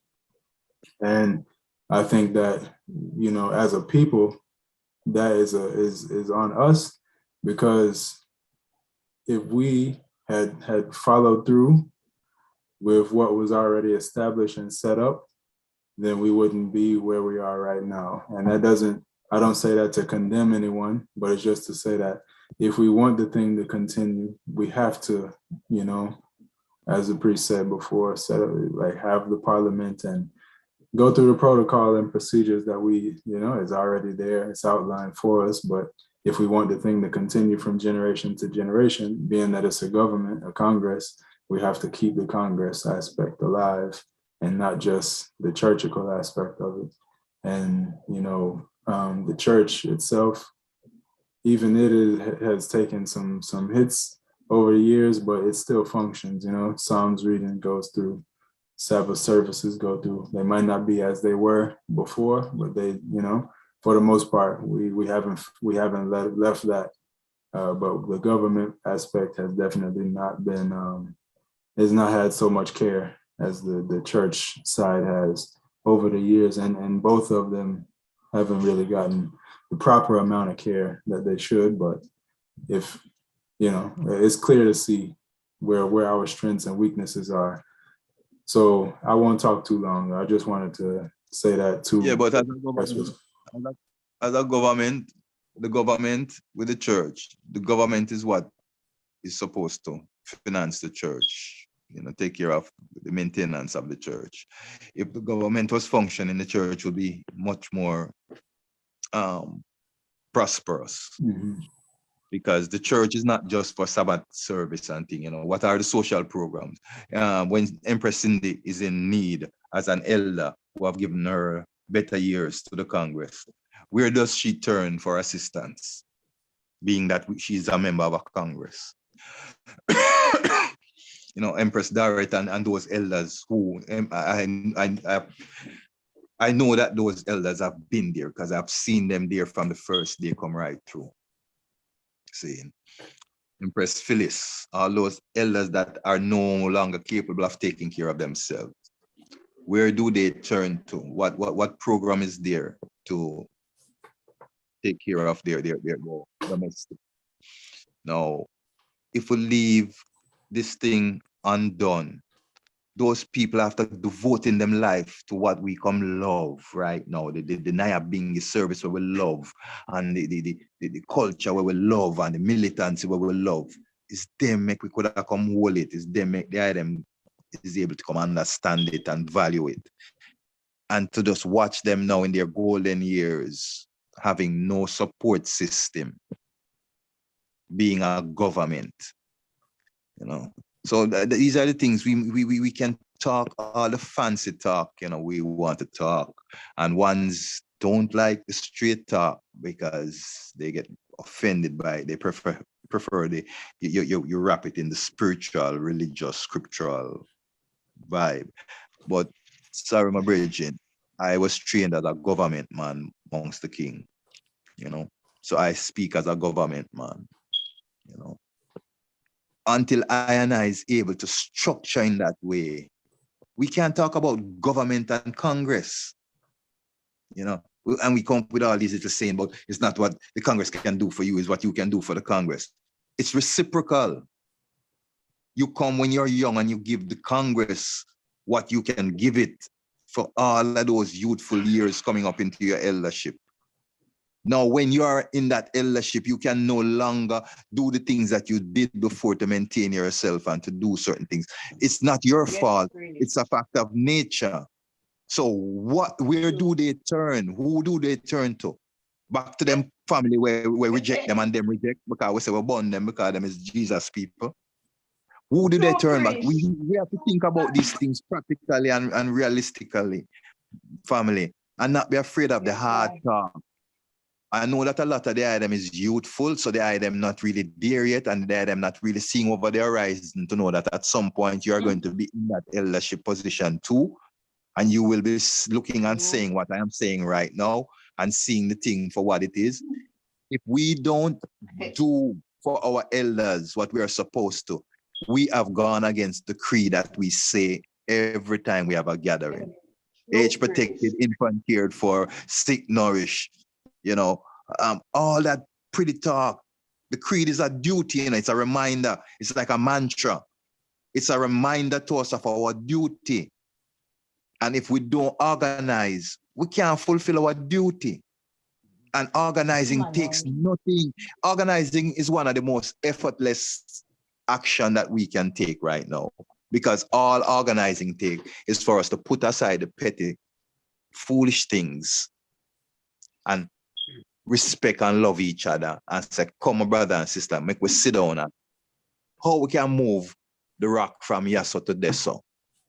How we can bring water from Yasso to Yasso so Empress can have it. How we can make sure so the bread basket every week have enough in there to feed the family who can no longer go to the road, go hustle for themselves. Yeah, I'm not going to belabor it, but that's my sentiment. If we're going to talk government, if we're going to talk government, we have to talk government. And that is what the government do. It attends to its constituents' needs. If not, then why do we need a government? If not, why do we need to play cowboy and Indian? What are we pretending? Pretending so we're doing something?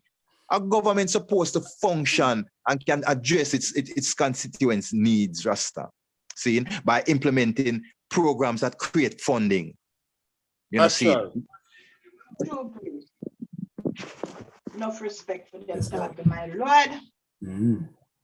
Enough respect, please. Prophet Joseph, you had your hand up. Prophet Winston, is next in line.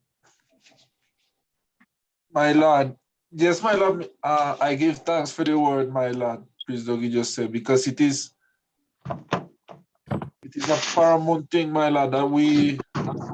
So what I wanted to say is to add to what I think is needed to be able to create such structure, even in those levels, where really the advancement and the improvement for the living of our people is there, is communication and transparency, my Lord, to the level where ones are really accountable of their duties. Because if we know our duties is humble, be fed, naked, be clothed, is protected, infant care for, and we don't fulfill it, where is the accountability? Why is it that it's not been done? If we're saying that we do this, are we not transparent to ourselves, to our goodie, to show where we work in this, how we, so I see that communication and accountability and transparency within our goodie is really important to create such structure, my Lord. Because other way, people can take the duty, or people will say they will do it, but nothing happen and no one cares. So there must be a discipline to where we see how to fulfill these offices from wherever we are. Yes, my Lord. Yes, Well, my Lord. Prophet Joseph. Yeah, man. It's true. He mentioned communication, transparency, and discipline, all of those are key, ingredients to having successful organization and centralization. Honorable Prophet Winston, my Lord, you could unmute yourself and speak. That's the far right. Right. Give thanks again for us. I must say, give thanks again for the presence of our God and King Emmanuel, Zion ruler. Give thanks again for Emperor Selassie, who live in I, Empress Meninai, Marcus I, Selassie. Yeah. That's all right. My Lord, bless the Bobo same way, send the respect for him and say, enough love in a Bobo. To you and all Bobo same, you don't send love same, love four wings same, Yes, my Lord, give thanks again. Cause the reasoning together make we stronger, same, be all over and how pleasant it is, My Lord, the strength of the Congress, I think ones and ones now, recuperating certain strength, but certain things have to go through the foundation because it's written in creation, certain things have to go through the camp same way, But the camp is doing fine same way. The camp living and no matter where the camp living, You true to yourself, you be upright within yourself. Yes, I ain't seeing you here, so but no need to see you from Zion. You see it, So what I say to together is a Bobo Shanti, putting things in structures. I always love to go forward and open a workshop to even create furnitures, to go out the same way and, for the youth and them to learn the skills same way. But yeah, you know, say it's a time, you know. Everything take time same way, and you learn a generation and to a generation same way. And I know that once above go have other ideas, with them go love to go and set in Jerusalem schoolroom same way, because Jah don't show we certain things that for manifest in the camp, you know. And it have to manifest in the camp. Don't care how long it take, you know. Don't care what kind of reasoning or what kind of thing I may hold it in myself. Jah words have to manifest itself same, which is King Emmanuel words, you know. So you don't know how it goes same way. The elders and them, they do it same way that I could come and live it now and even feel free walking in school and calling Marcus Emmanuel Selassie and Empress Menin, Jehovah's without apology. Jehovah, anything said to the youth and them same in righteousness. And, you know, them going to glorify it same within the powers because of the item, because of the way, same way. And I do give thanks same way, but it's not just something we can rectify by just I and I who are in this group reasoning same way. It had to come from all of I and I, you know, all of I and I. And it could take a little time. So, you know, we don't bash at each other and fight each other same way. We put in more in praises, you know, and more faith and more, you know, success within ourselves. And, you know, because plenty things they do and the both of them have a kind of policy which part, they may go want to take no money from Sizzler to contribute to the Congress because it's reggae money. And even though I the Canada and I send money for them, them asking where I get it. So the Congress have a policy same way.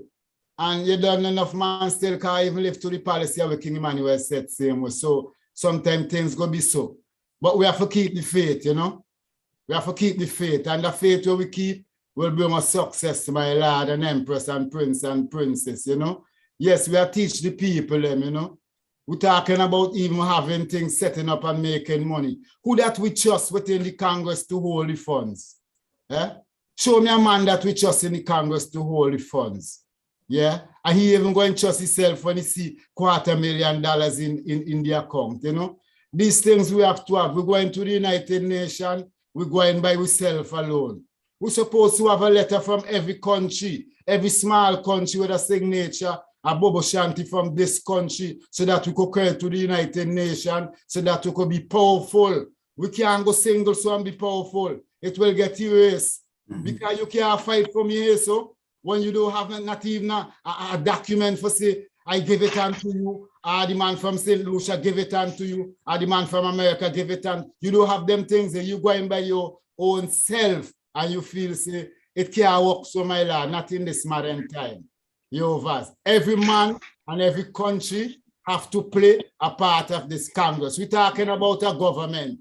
I'd like to ask a question, my lord. Mama. No, finish, Honorable. You go ahead and finish it. I just put in my point. So, Mama, a Congress is something we make up to a matches. And matches. You know why China's so great? China make them a little rub to rub your hand, we may get a pound. Yours, that is $5. You know how much $5 is? Millions of $5. If the both of them come together with even the guidance and decide, well, hey, no, man, we're going to make $1 million guidance and sell them for $1 and make $1 million. Every country be a part of the guidance.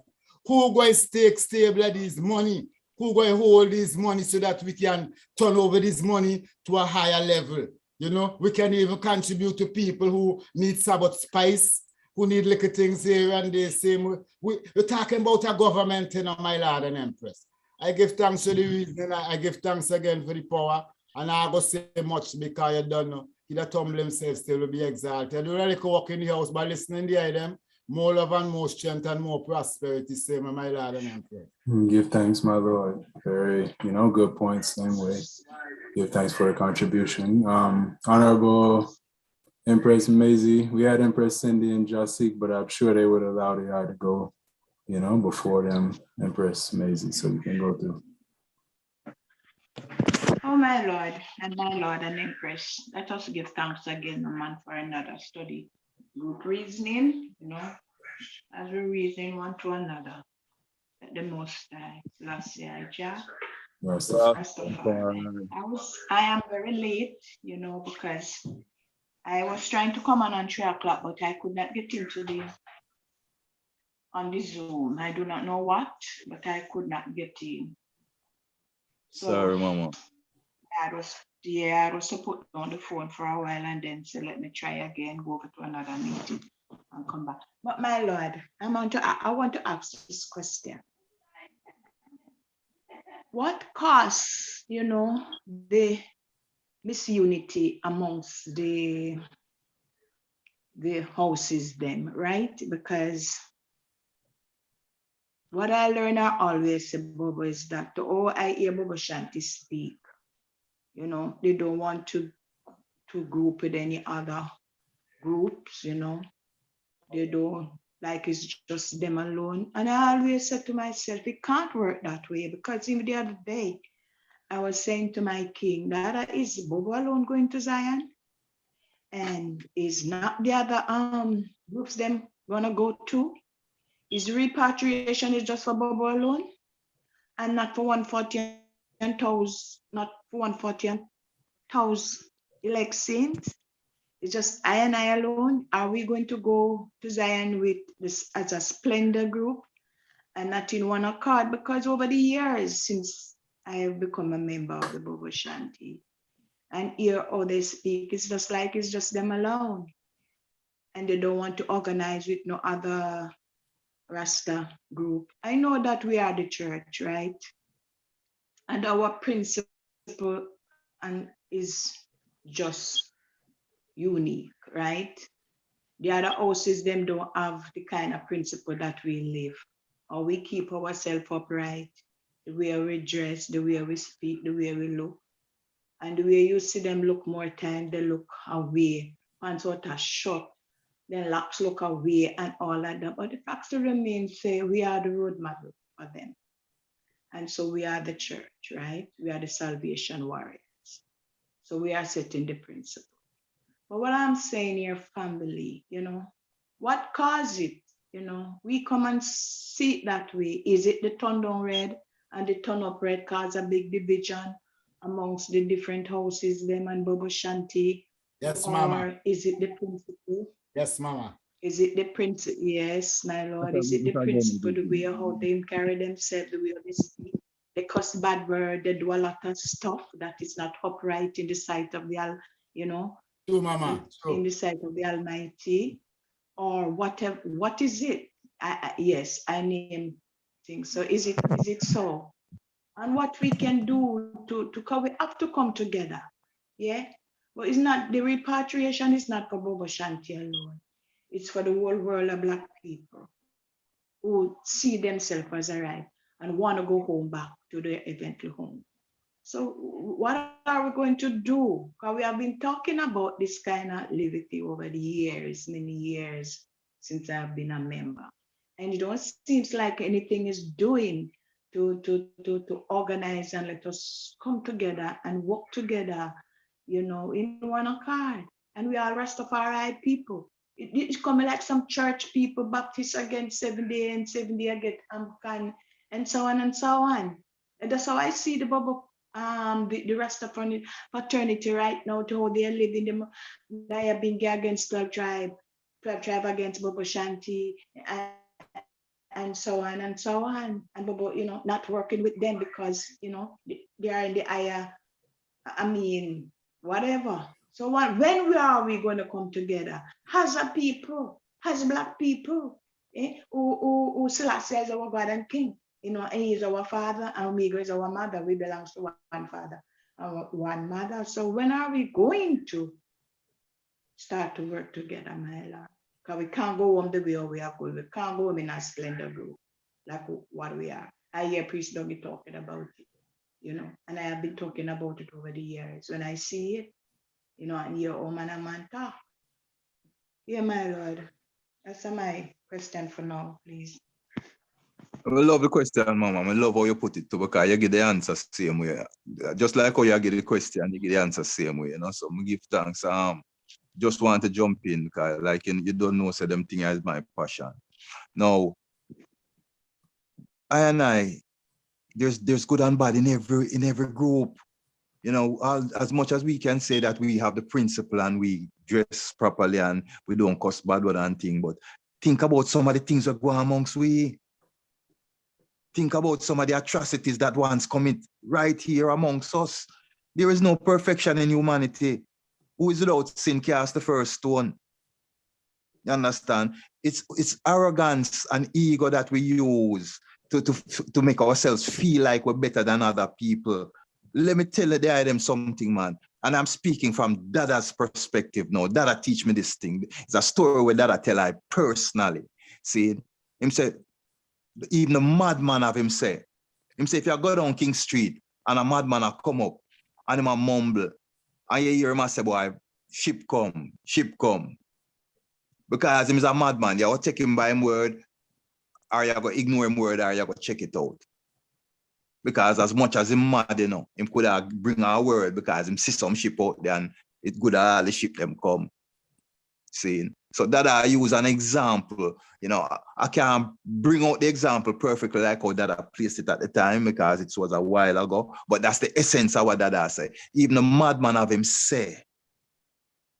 You understand? And one of the greatest story I might hear a Bobo Shanti speak of, you know, is this virgin, he rise up out of Greenwich Farm. And he said he was going home one day, and remember, he had just left camp celebration, and Dada just give some reasoning, you know. So I'm going home now, and I'm reflecting upon the reasoning when I'm just hear from Dada out of Dada mouth and about love, unconditional love, loving your brother and loving your sister in a real way, you know, and the duty that we have to one another. So I'm going down King Street, now heading home for catch a bus to go to Greenwich Farm, and him see what them call a madman, a derelict person. And the man have something wrapped around him couple finger, but it wrapped around it so tight that it cutting the finger them, it killing the circulation, and it cutting the finger that eventually might lose the finger if it don't loosen and get dealt with. So him look upon him and him pass and him go down and him go and him reach almost reach home. And something in him conscience, in him mind, just tell him, say, nah, man, this is the love what Dada teach about, man. Him say him turn back, man, and him go, and him reach a King Street, and him look everywhere till him find the brother. And when him approach the brother resist first because you don't know, nobody don't pay attention to them, and when they do, they treat them cruelly. So him was very, you know, apprehensive and afraid. And the virgin said the only way him could get him to trust him had to go up to him as smelly as him was, as dirty as him was and everything, and put him hand around him and hug him and walk him and carry him home. Him say him carry him home and him remove the thing from him finger, him bathe him give him a suit of him clothes, and then him take him and carry him go to Kingston Public Hospital, go get him undressed. And the best story that me ever hear in my life from a Bobo Shanti. See? And that story that stick with Diamond, and that story there is one of the stories in my life that help shape how I think, you know, as a priest. See? So this arrogance that we have against people, that never come for the well, it never come from, and I as priest is not ordained to minister to Bobo. And I is ordained to minister to the world of black people, the world of all people, because the truth belongs to everyone. And if it's the truth, we say we come for propagate. If it's the truth, we come for spread. If it's the gospel of truth, we come for spread. Then where we are say? This partial thing and this inferiority or this superiority complex that we build against others, when our liberty is no greater than another, because within the Bingi house, I have brethren. I have close brethren and sisters, you know, that you yourself too, Jadaniel know of, you understand, and have interacted with. That I have to say I grew up with them, and they're not perfect, but they are the best of who they would consider themselves best in the world right now. Them is the best of them, because them live a certain way. They live very loving, they are very disciplined, you understand. You have sisters, man, that the way I see them treat them elders within the theocracy order, the way I man see my specific sister that I'm thinking about, the way she minister to the elder them. Every time you call her, she's on a mission. See, what you gonna say? Something wrong with that sister there because she's not a Bobo, she's not righteous. She don't worthy of entering Zion. Are they so with there? Are that we are gonna say? No, Jah never give you and I the power to judge them way there. Jah give you and I the power to share and teach. To teach the love. Those that never heard your name, that don't know the level of love what Jah teach. Is that and I come for though. The judgment and I left to Jah, you know. Who in glass house can't throw a stone, saying, who is without sin cast the first. We have to stop judge brethren and sisters and build the unity, the organized and centralized that we're talking about. Organization is what we have been doing. Groups are coming together and making themselves functional. Now, how do we put those splinter together when Mama Maisie talk about?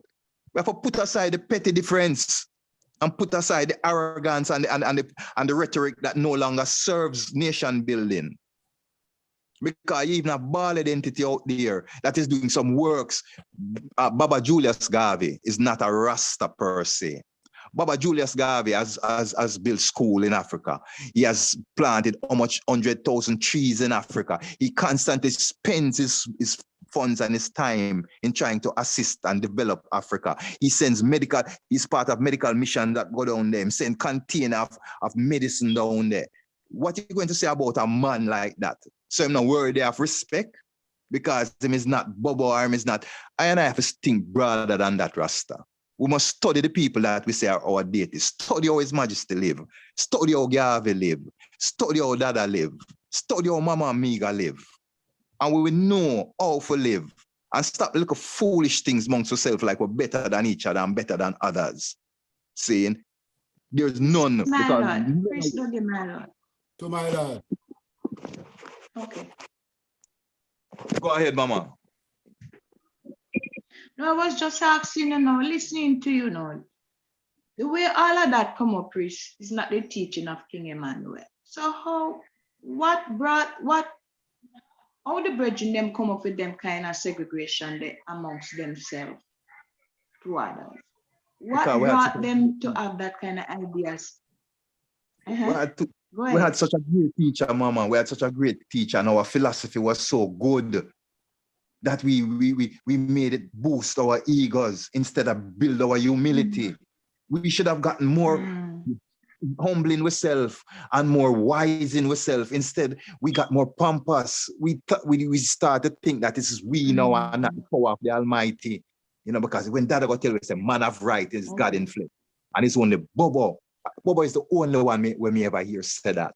And it explains so much. Is the doctrine make I come a yard and stay with that till this moment, Because the doctrine is so powerful as a liberating tool.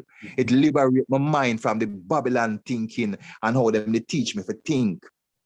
So because of that, we empower ourselves. We made it build a superiority complex in us instead of making it build humility in us. Because to whom much is given, to whom much is given, that means to those that have all this great knowledge, a lot is required of you, the Almighty, the powers of nature, the powers of God, or the Creator, whatever you want to call it, requires of you the same. To whom much is given, much is required. So it is for us to be humble and take time, tolerance, and patience to teach those that don't know. Not to criticize and then isolate them and become adversaries with one another. That was never Christ's way. That was never the teaching of Christ. That was never the teaching of Dada at no time. Over the years, I see Dada entertain all kind of other races come there. And sometimes man used to screw because when them look man upon Dada veranda and Dada and him a bun chalice and them a laugh and talk and Dada feed him and them a reminisce of times gone by. Dada never criticize them or bun them and run them and say no one see them. Our teacher and I no little negative element of them. These are the things that I and I have to put aside. See, stop looking at others like we are superior to them. Yes, have confidence in yourself. Have confidence in your faith and your liberty. You know that you are living to the teaching of Dada. See, the other man have to answer for himself. The other sister have to answer to themselves. If you see where them weak, it's your duty to teach them, to help shore them up, to help strengthen them. You know, see, until we learn, so that is the work. Because all bandits say Rastafari go through the same oppression, you know. Babylon, you think Babylon say, oh, that's a Bobo. We're going to oppress the Bobo more than we're going to oppress the 12th tribe. No, it's Rastafari. And Rastafari, I hear Haile Selassie the first and Empress Menen. So it's Rastafari, them targeting. When Edgar Hoover was targeting black groups, they were targeting specific black groups because of their stand that they were taking on behalf of black people. Yeah, give thanks. Yes, my Lord. Had a couple of hands raised here. Honorable Empress Cindy, Ja Winston, and Joseph, you had your hand up. I don't know if you still wanted to speak, my Lord. But Empress Cindy, you can go through. Blessed, can you hear me? Yes, we can. Okay, I just wanted to read a quote really quick. If you give me one moment, I'll pick it up for you right now. Hold on 1 second, please.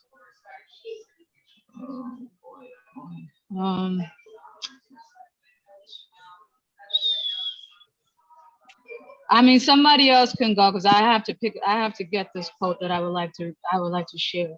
Okay, well, when you find it, just make a sound and I'll call on you again. Okay. Ja Winston, my Lord, you can go through. Yes, my Lord, give thanks again for the present. My Lord, give thanks again for the Empress. Same way the Empress send the shield up same way. Today, 4 wings same way, you know. Yes, my Lord. Yes, priest, I give thanks for your word. Your word I was clear same way, and your word I was before same way, you know. But my Lord, you know, when you pray, you know, when you're holding the powers, when you're praying and you're holding that powers and that liberty within yourself, you can see. Your eyes open up, you know, car, man a Bobo, you know, your eyes open up, you can see everywhere, my Lord. You know, the turn down banner, you know exactly, you know sometimes how the man them fight Emmanuel, same way over. Because the man them fight Jack too, you know. Don't think the man them just chat and just so, you know, all the mansion and them fight Bobo Shanti, you know, my Lord. And it ain't a joke thing. It's a serious thing. Everywhere you go hear man say something about Bobo. It's either you wear frack or you wear something, my Lord. You over see it. So we come as Bobo now, we come with this aggression, this non-partial, we same way. We love them, you know. You over because we don't fight, we love them, but we still keeping our distance, my Lord, because this judgment non-partial. It's hard for you know you're holding the Sabbath. Your brother, you ain't come for watch the cow and you come drink the milk. But it's hard for you know you're holding the Sabbath and your brother the skylarking upon the Sabbath. How this power going to manifest now? How it going to manifest now when you know the truth as Bobo? You know? So it kind of ticklish, my Lord. It ticklish, you know, because you live in a liberty, you know, and you watching your brother because you ain't judging him, you know. But you're seeing certain things manifest. You over as he may get up, you live next to me spitting and the ground upon the Sabbath. He ain't care about the Sabbath and he doing them things there for see if he can hurt you and all these things, you know. How you going to feel within yourself when you holding yourself for King Emmanuel? Then you going to take him and bring his side, you know, my Lord. You over to manifest any works. No, it can't be so, my Lord. So we give thanks to Bobo Shanti because it's a non-partial judgment. And we don't know the turn down banner. I go rise up to fight the red, gold, and green banner because we see it all in meditation and the power. We see these things, my Lord. We're talking about Bobo Shanti Congress. We have the power for everything. We rule everything in the world. When a man come 12 tribe, it's a stepping stone to come to even Naya Bingi. When a man come Naya Bingi, it's a stepping stone to even come to Bobo Shanti. When he reach to Bobo Shanti, he reach up to the pinnacle of life, my Lord. Where you will never die, will live forever. See, because King Emmanuel had the key for everything. King Emmanuel rule everywhere. Rasta. Because there is no death in his life forevermore. If you know King Emmanuel, there is no fear now. Because we Bobo Shanti, we know where we come from and we know where we're going. We know Zion. And we don't see no Lego locks in Zion to the meditation and the power of the chalice. I just Winston, up on the mountain top. I don't see no Lego locks in Zion and I don't see no white in Zion. It's just black Zion. Everything black and white, robe and turban, with Emmanuel and Selassie, man and woman kingdom. I see the throne of Zion, to my praises of me. That's why I hold on to Bobo Shanti. So we're telling me now, how we going to justify them? They need to come to the right. They need to do the right, you know? And when they come to the right now, the thing go balance because what? No man can escape this judgment, you know. We could wait, you know. We Bobo Shanti, we are going to wait, you know, because we know the judgment. You see it? And if it cause the river for run dry, for the judgment echo, it will happen, my lad. Because Bobo Shanti wall, it's Bobo Shanti God. King Emmanuel show with that. It's Bobo Shanti God. And these brothers here putting up some serious resistance. Like they don't care for us, you know? And then we still go amongst them and try to forget what them say of us and forget what them doing us and try to love them because we're Bobo Shanti and we get hurt. My lord, more love and more strength, man. See ya. My Lord, glorify your Winston. Honorable Empress Cindy, you ready? Charlotte, yes, I'm ready. Go through. So I wanted to share a quote by the Honorable Marcus Messiah Garvey. So he states that this is in regards to, you know, the topic today. So I think this quote is very fitting for our discussion today. So it reads, "We are determined to solve our own problem by redeeming our motherland, Africa, from the hands of alien exploiters and found their government a nation of our own, strong enough to lend protection to the members of our race scattered all over the world, and to compel the respect of the nations and races of the earth." I think this is a powerful quote. And I think that, you know, we have the blueprint at our, you know, at our disposal. We just need to implement them more and stop with all this chatting and get things done. This is what I feel, because there's so much talking we can do. We have so many armchair intellectuals that critique so many things and we say so many things, but when it comes down to the nitty gritty, ain't none of us doing anything. So, I mean, Marcus Garvey paved the way for us as Black people, and he did what no one else on this earth has done. You understand what I'm saying? Like the fact that he was able to print up a newspaper and mail it to ones and ones overseas that, you know, would take like 2 weeks or a month for them to receive, you know, the Negro World and newsletters and stuff like that. This was a powerful thing. I mean, now we have, you know, instant gratification by, you know, Instagram, Facebook. We could share messages right away, you know, and in a second we could do this. But Marcus Garvey was able to accomplish what no man has done for us before.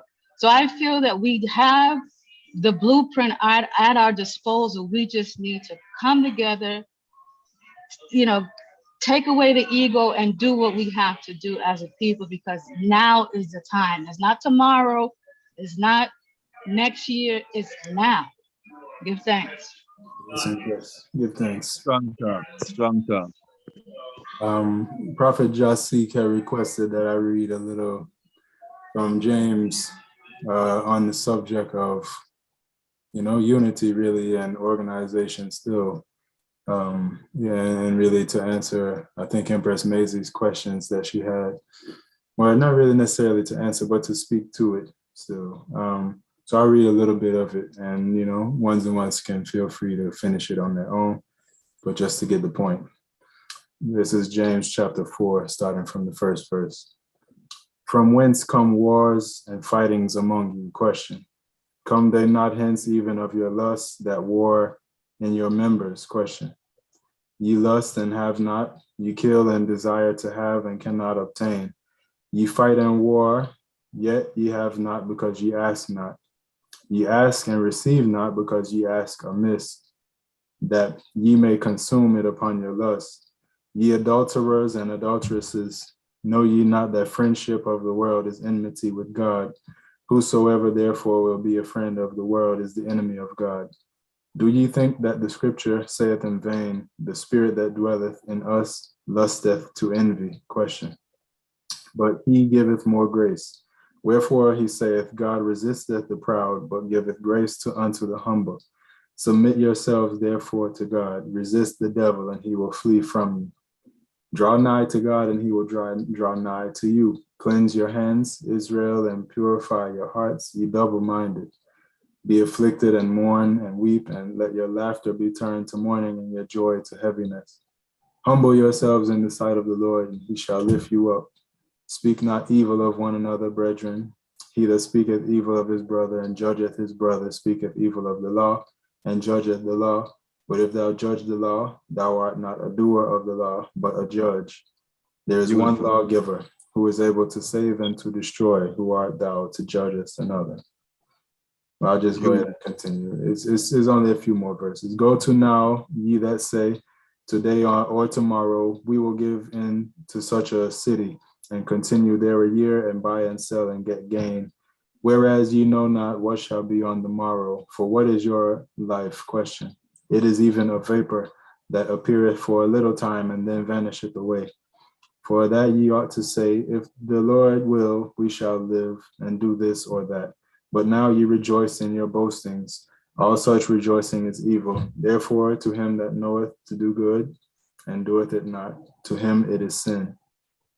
There in the reading of chapter 4 from James, my Lord and Empress.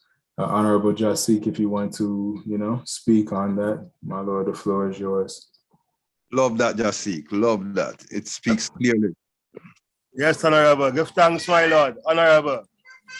Yeah, my Lord. So, so as the EBIC that, concerning organized and centralized that, but as Marcus teach, charity begins at home. So we're clean up, we act first, my Lord. Because, Bobo Shanti, the headlight same way. So from clean up, we act, my Lord. The light go shine, my Lord. And many go commentate, my Lord. They will gravitate on the light, my Lord. But we know, as Marcus teach, we look for man of character, man of good report, man who trustworthy, same way still, because one thing we know about history, and we know, as Marcus teach, we again, it's a many traitors among the race, same way. One of the greatest thing, one of the greatest thing among Black people, the enemy that be within, same way too. So, so as the King teach we, eternal vigilance going forward, concerning organization and these things, my Lord. And concerning still, when the light shining there, we can manifest the truth, my Lord. God bless you with the wise mind to even strengthen back brothers and sisters out in the West, same way, before we forward home then, liberate the mind, same way then, within the spiritual awakening, because that's very important, same way as Marcus teach we.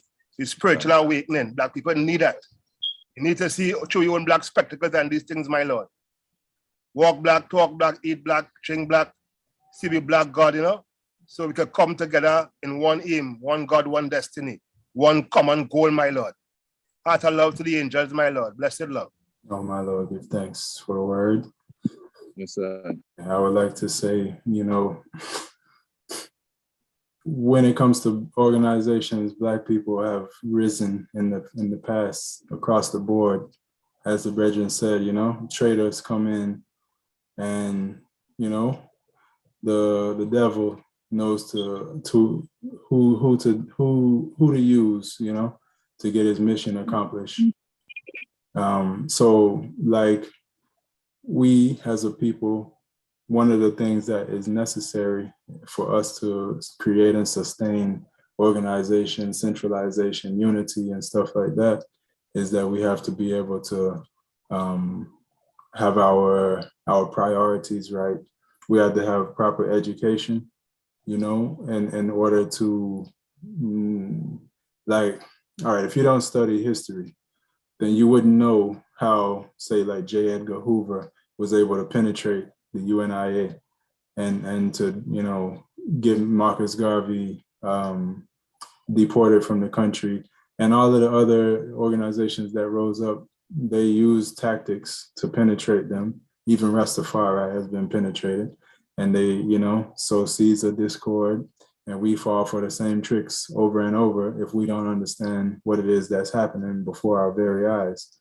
Yeah, so, education is paramount, but within the membership of the whatever organization it is, if we're speaking specifically of the EABIC, there's certain mentalities, I think, that no matter how much organization you have, if you have people within your ranks who, like as that scripture was addressing, speak evil about each other, if you're willing to sell your brother or your sister out because you don't like them, you would turn them over to the authorities or like them type of, stuff like that.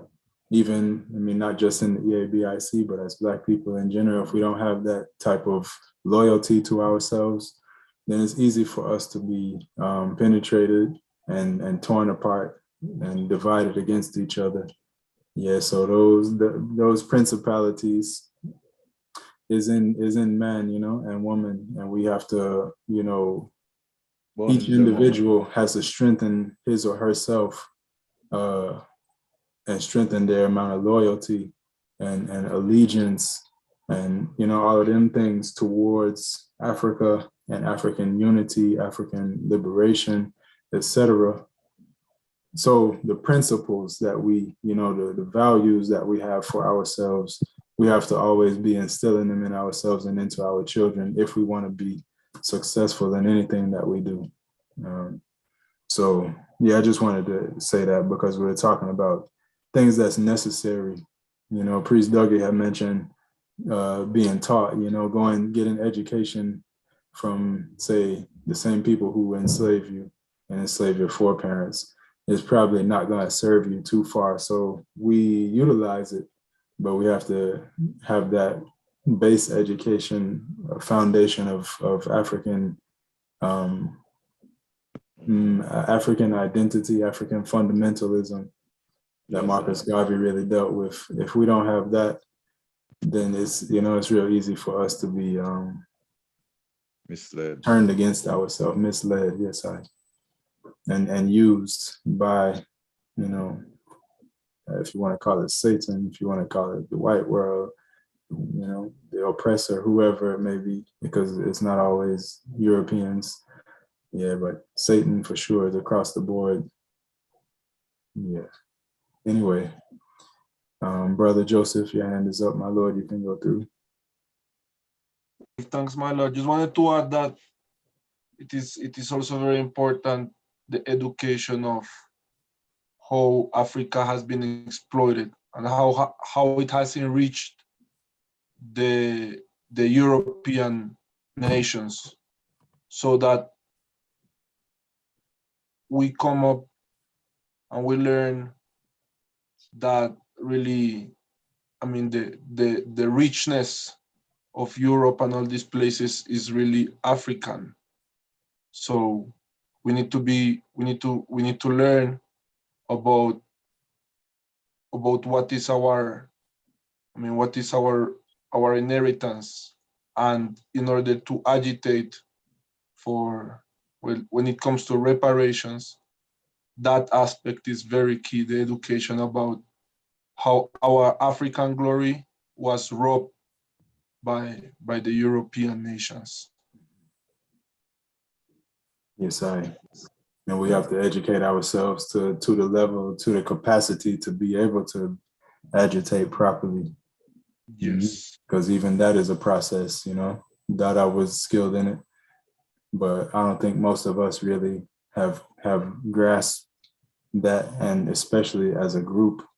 To do it as one person is, I could write a letter anytime, but as a group to speak together and to say the same thing and to be persistent with it is, I don't think that's an easy thing to do, but it could be.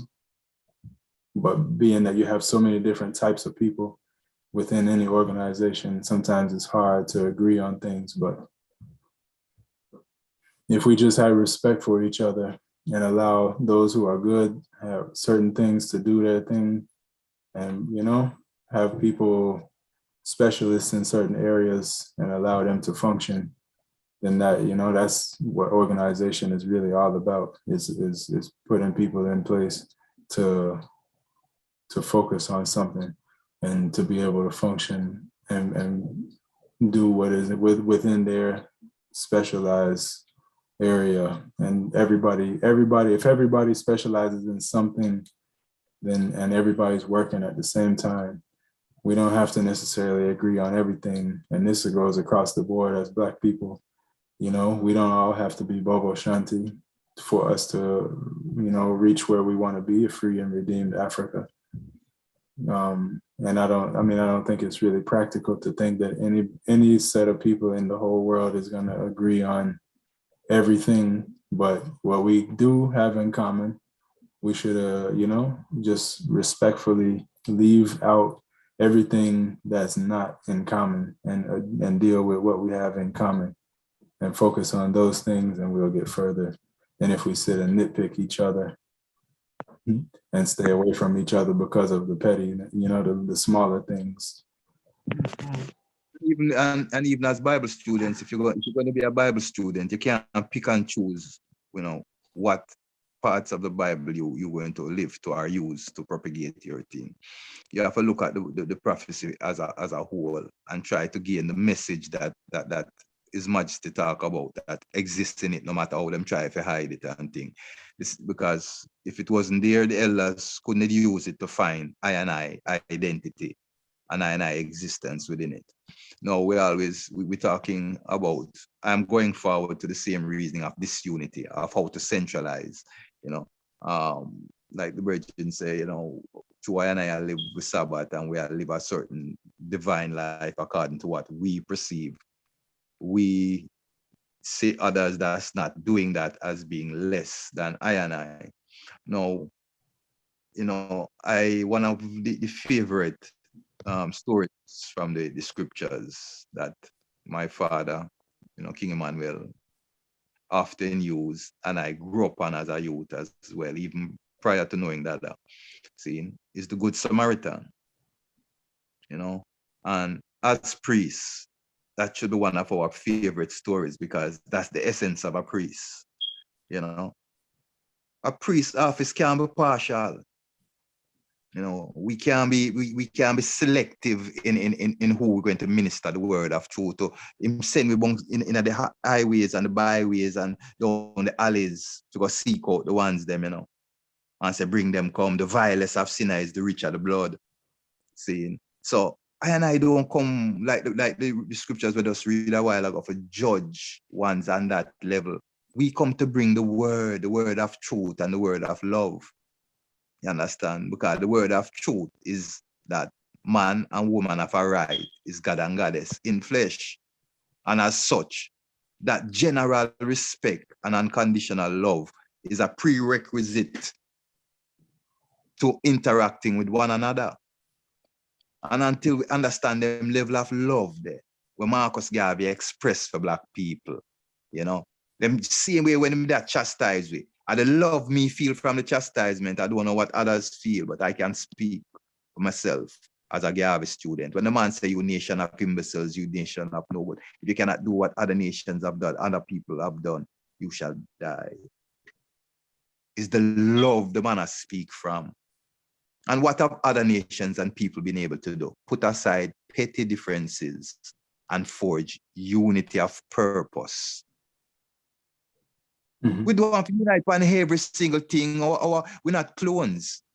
Each individual have their own aim and aspiration about their individual lives. But as a collective within Rastafari, no matter what group of Rastafari you're attached to, what mansion, house, whatever you want to call it, you're affiliated with, okay? The oneness that we have, what we have in common is that we are all displaced Africans, all trying to find our way back home. We're all calling on our throne room, Emperor Haile Selassie I and Empress Menen, as our divine guides to help us find our way back there. See? So we have all of that in common. And that is what is the centralizing factor that should make us see that coming together to work on what we have in common, which is we all want to go home. We all want to get rid of the foreign powers that dominate our motherland. See, so our motherland can become divine again. See, that is what all Rastaman seek for, if he is a true Rastaman. So, I mean, there's no difference in those things, how we pray, who we want to pray, and how many times a day we pray and what, and all of that. These are personal decisions because it's part of our spirituality. So it's personal. I can't use that to judge another out there. That is what my life experience have brought I to. Like them say, the youth, you don't know storm. So you have to go experience the storm first, then you can come speak of the storm, So through time and experience, ones and ones will learn that no matter how we feel empowered, okay, the power belongs to the collective. Yeah, give thanks.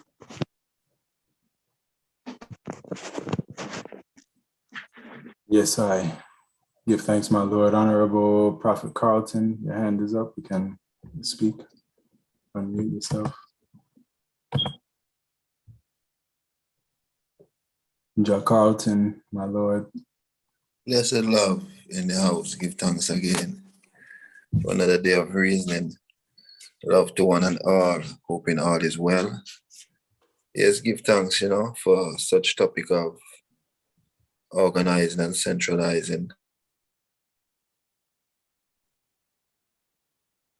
Mandate set by, our empresses and our goddesses, It's just natural from primitive times, organizing, centralizing things has just made us, develop ourselves into what we are now.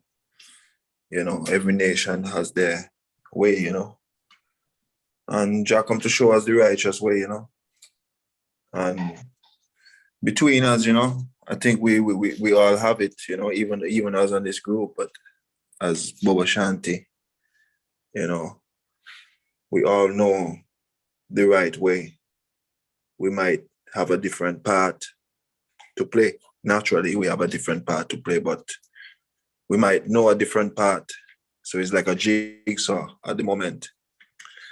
But how we bring that together, would be our method of organizing and centralizing. And through lack of that, right now, the puzzle is all over. Everybody have a piece and is treasuring it, but it's not really a whole, it don't really value anything by itself, or the value is less by itself, So really and truly, we see all the problems, I don't really want to go on with the problems, but solution-wise now, I think I've always said, for the past 10 or so years, amongst Bobo Shanti, because I've always seen a problem that, we start and we stop and we say, but we don't do.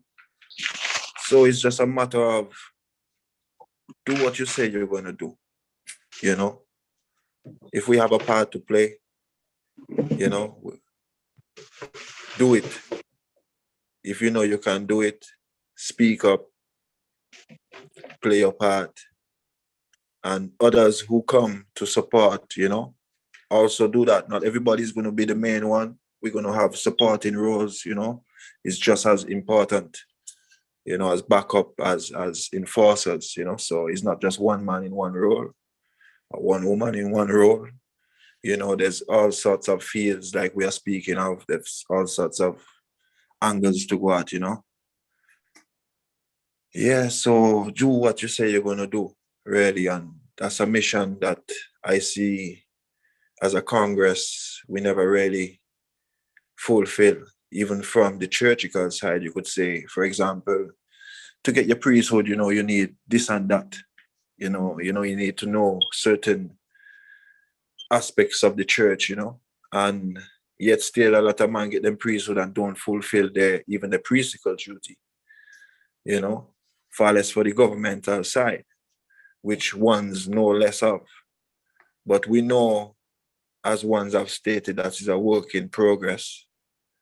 And like ones would say, what can you do for the Congress, not what the Congress can do for you.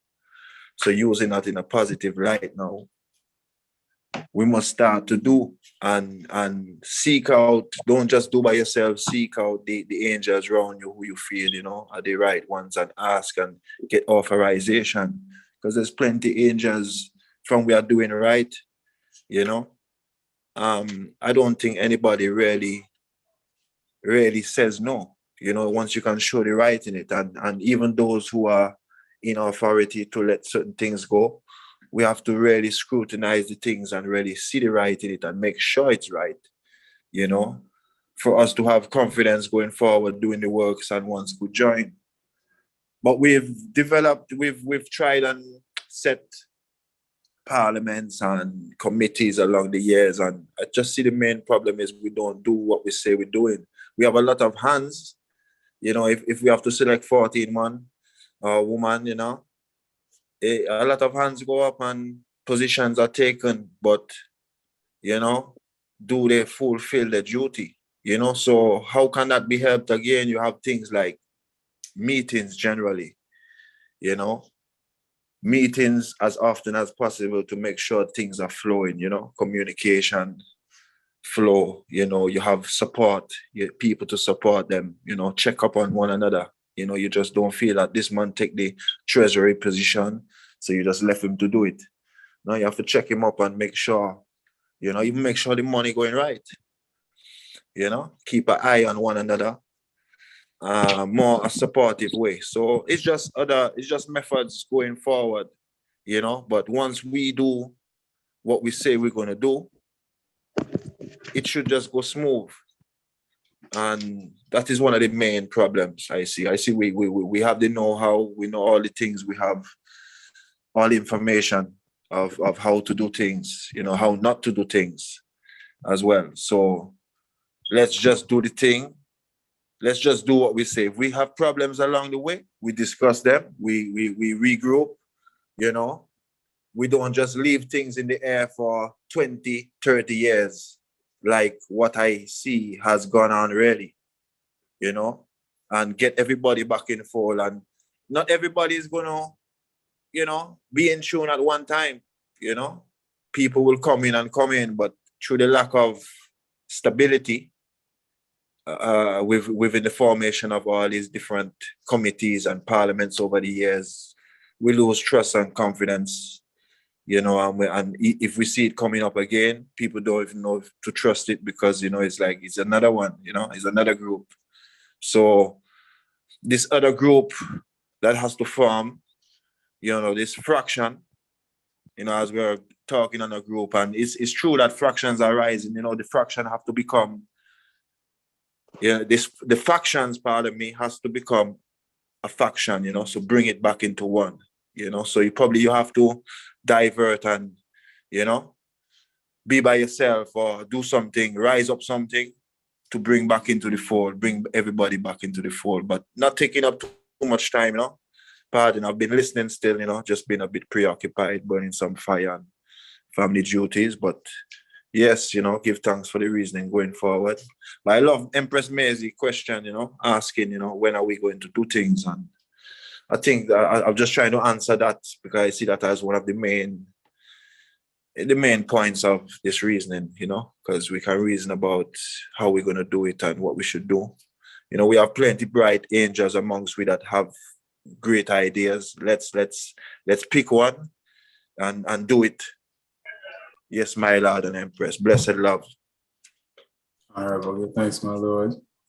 And we're going to start to, you know, bring the conversation down towards the closing remarks. At this time, Honorable John Winston had his hand up. My Lord, you can go through. Yes, give thanks again, my Lord. Give thanks again for the love, same way, you know. Bobo Shanti open and close prophecy, I don't know the same way, you know. Give thanks again for the togetherness, another reason, man, same way. Yes, my Lord, we don't start already to do things already, you know. Because if you notice from the time of the Congress to this time, you know, a lot of things do, my Lord, you know.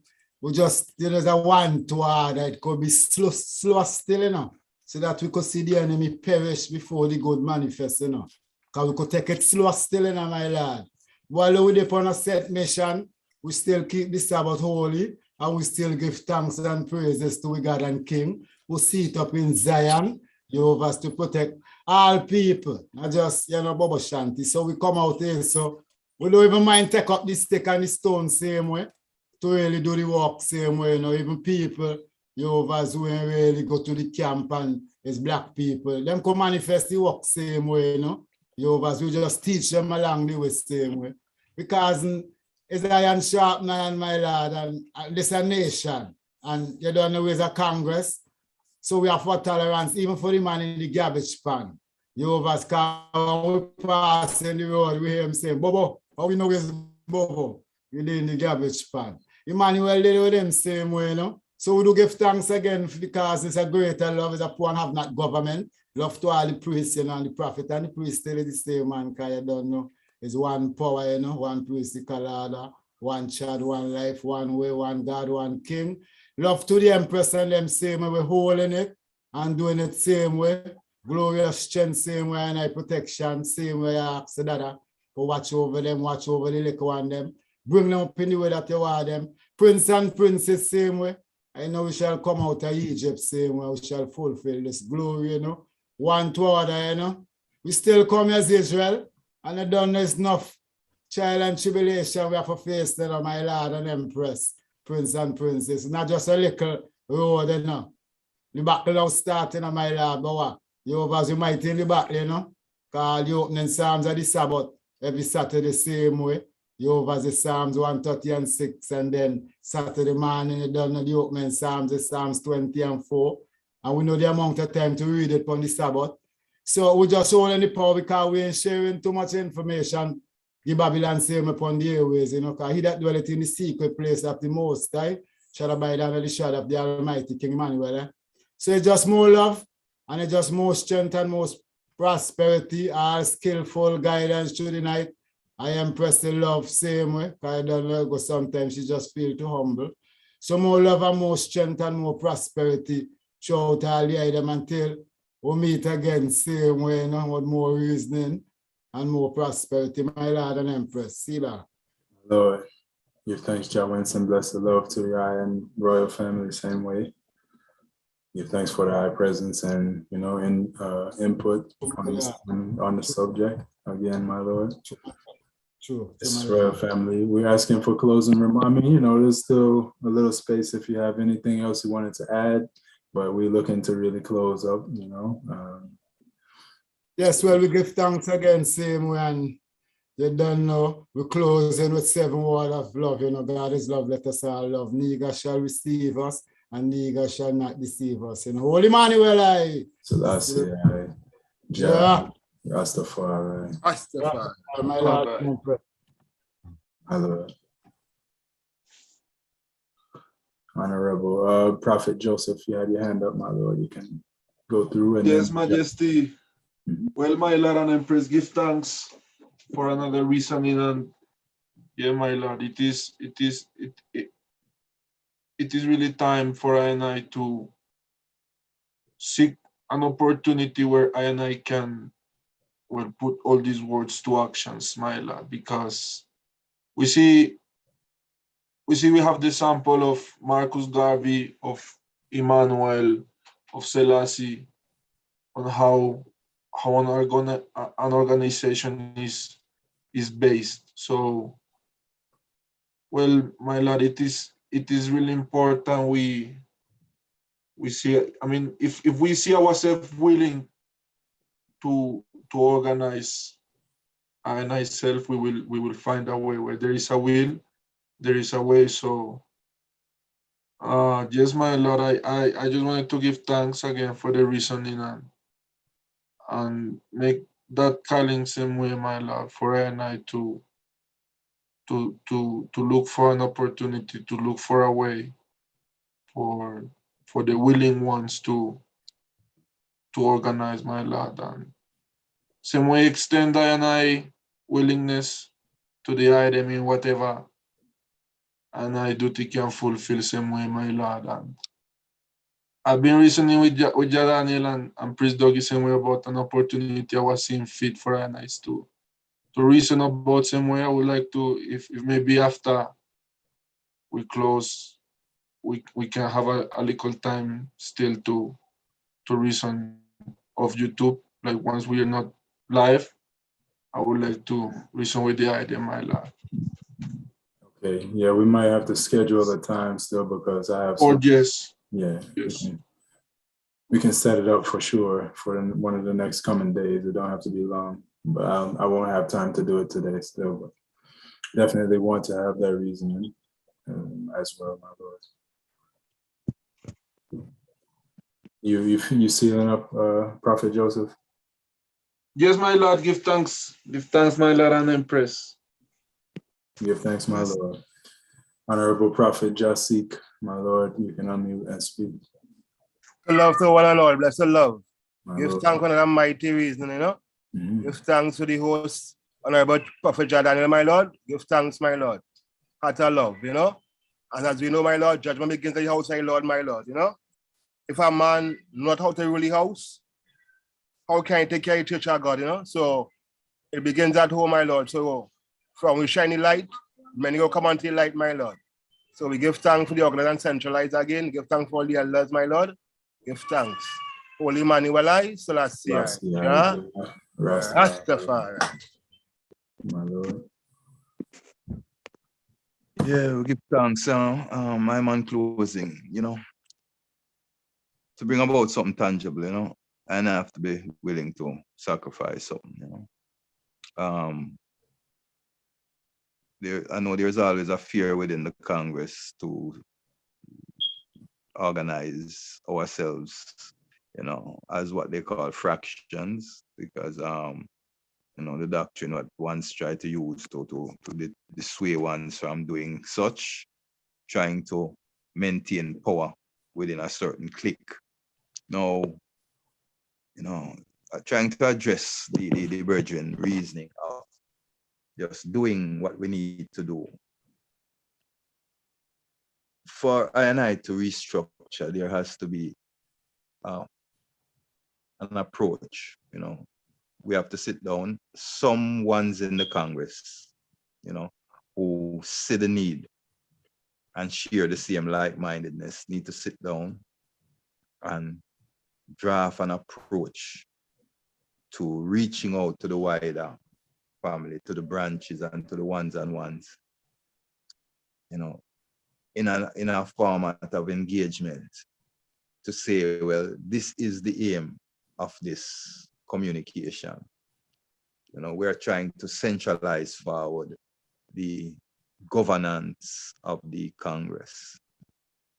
And, you know, like I said, it has to be thought out and an approach taken for it to happen.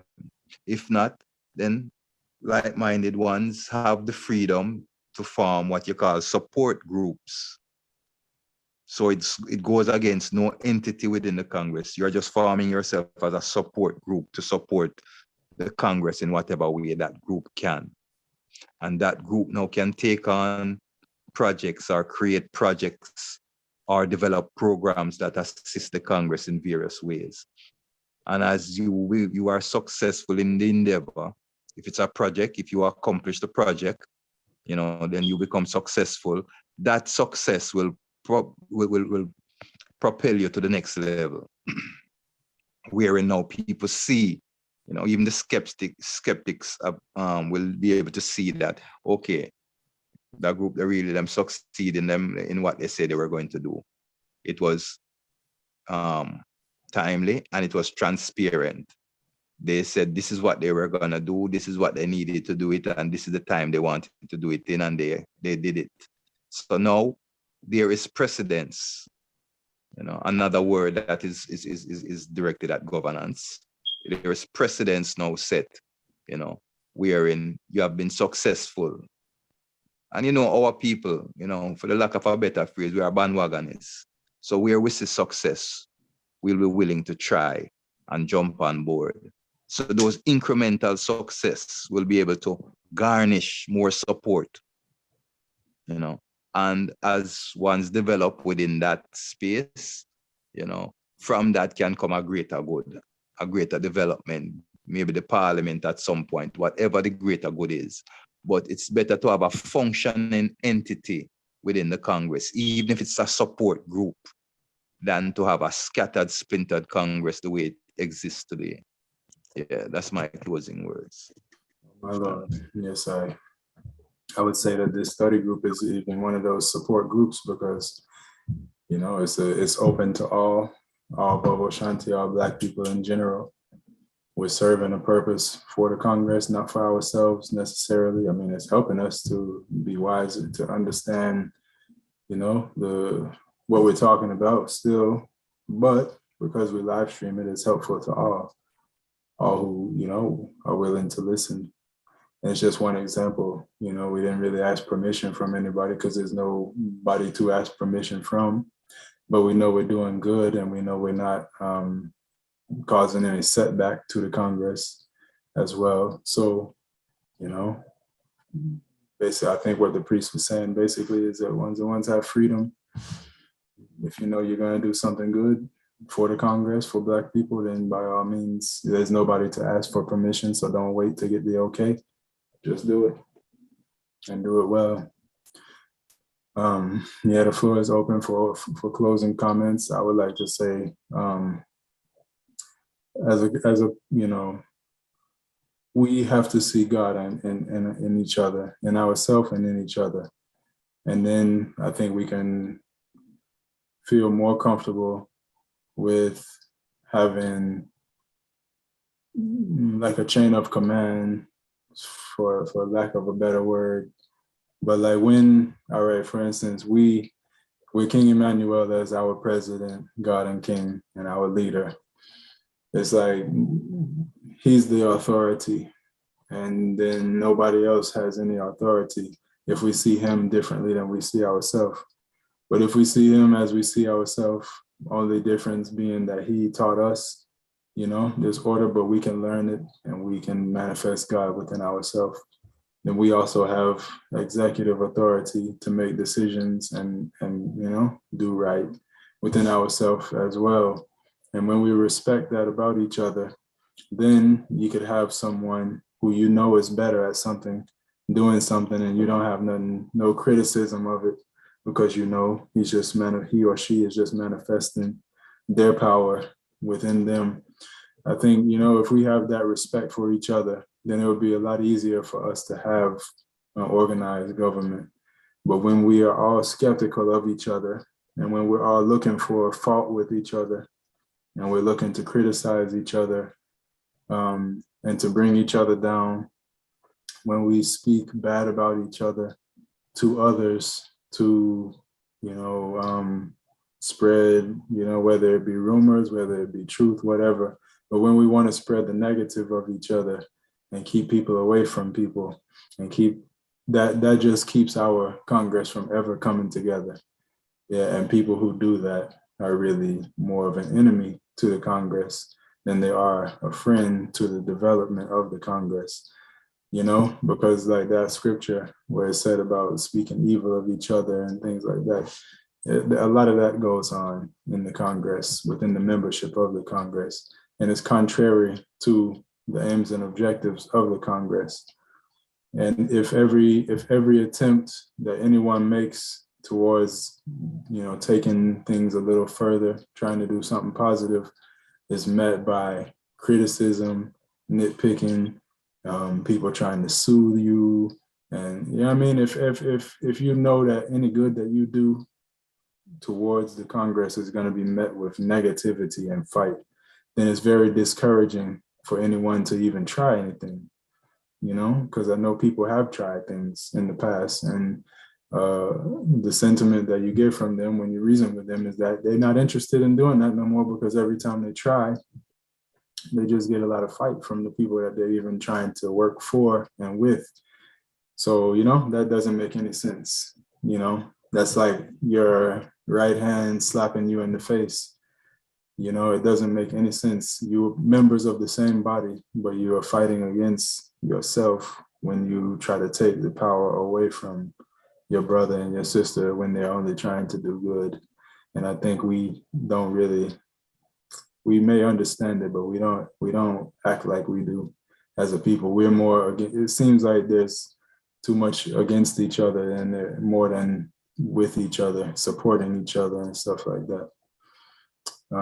So yeah, I would just say the unity and love is the key ingredient. As we say, love is the key.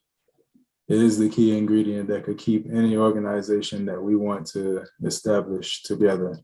If we don't have the love, if we don't have the loyalty, you know, teach us love, loyalty on earth as it is in Zion. If we don't learn that, because it's not like Jah didn't teach us that. If we don't try to learn that and embody that love and loyalty for ourselves, for each other, for Africa, for Black people, for humanity, then we won't reach far. You know, we'll talk a lot, but we won't propel ourselves forward.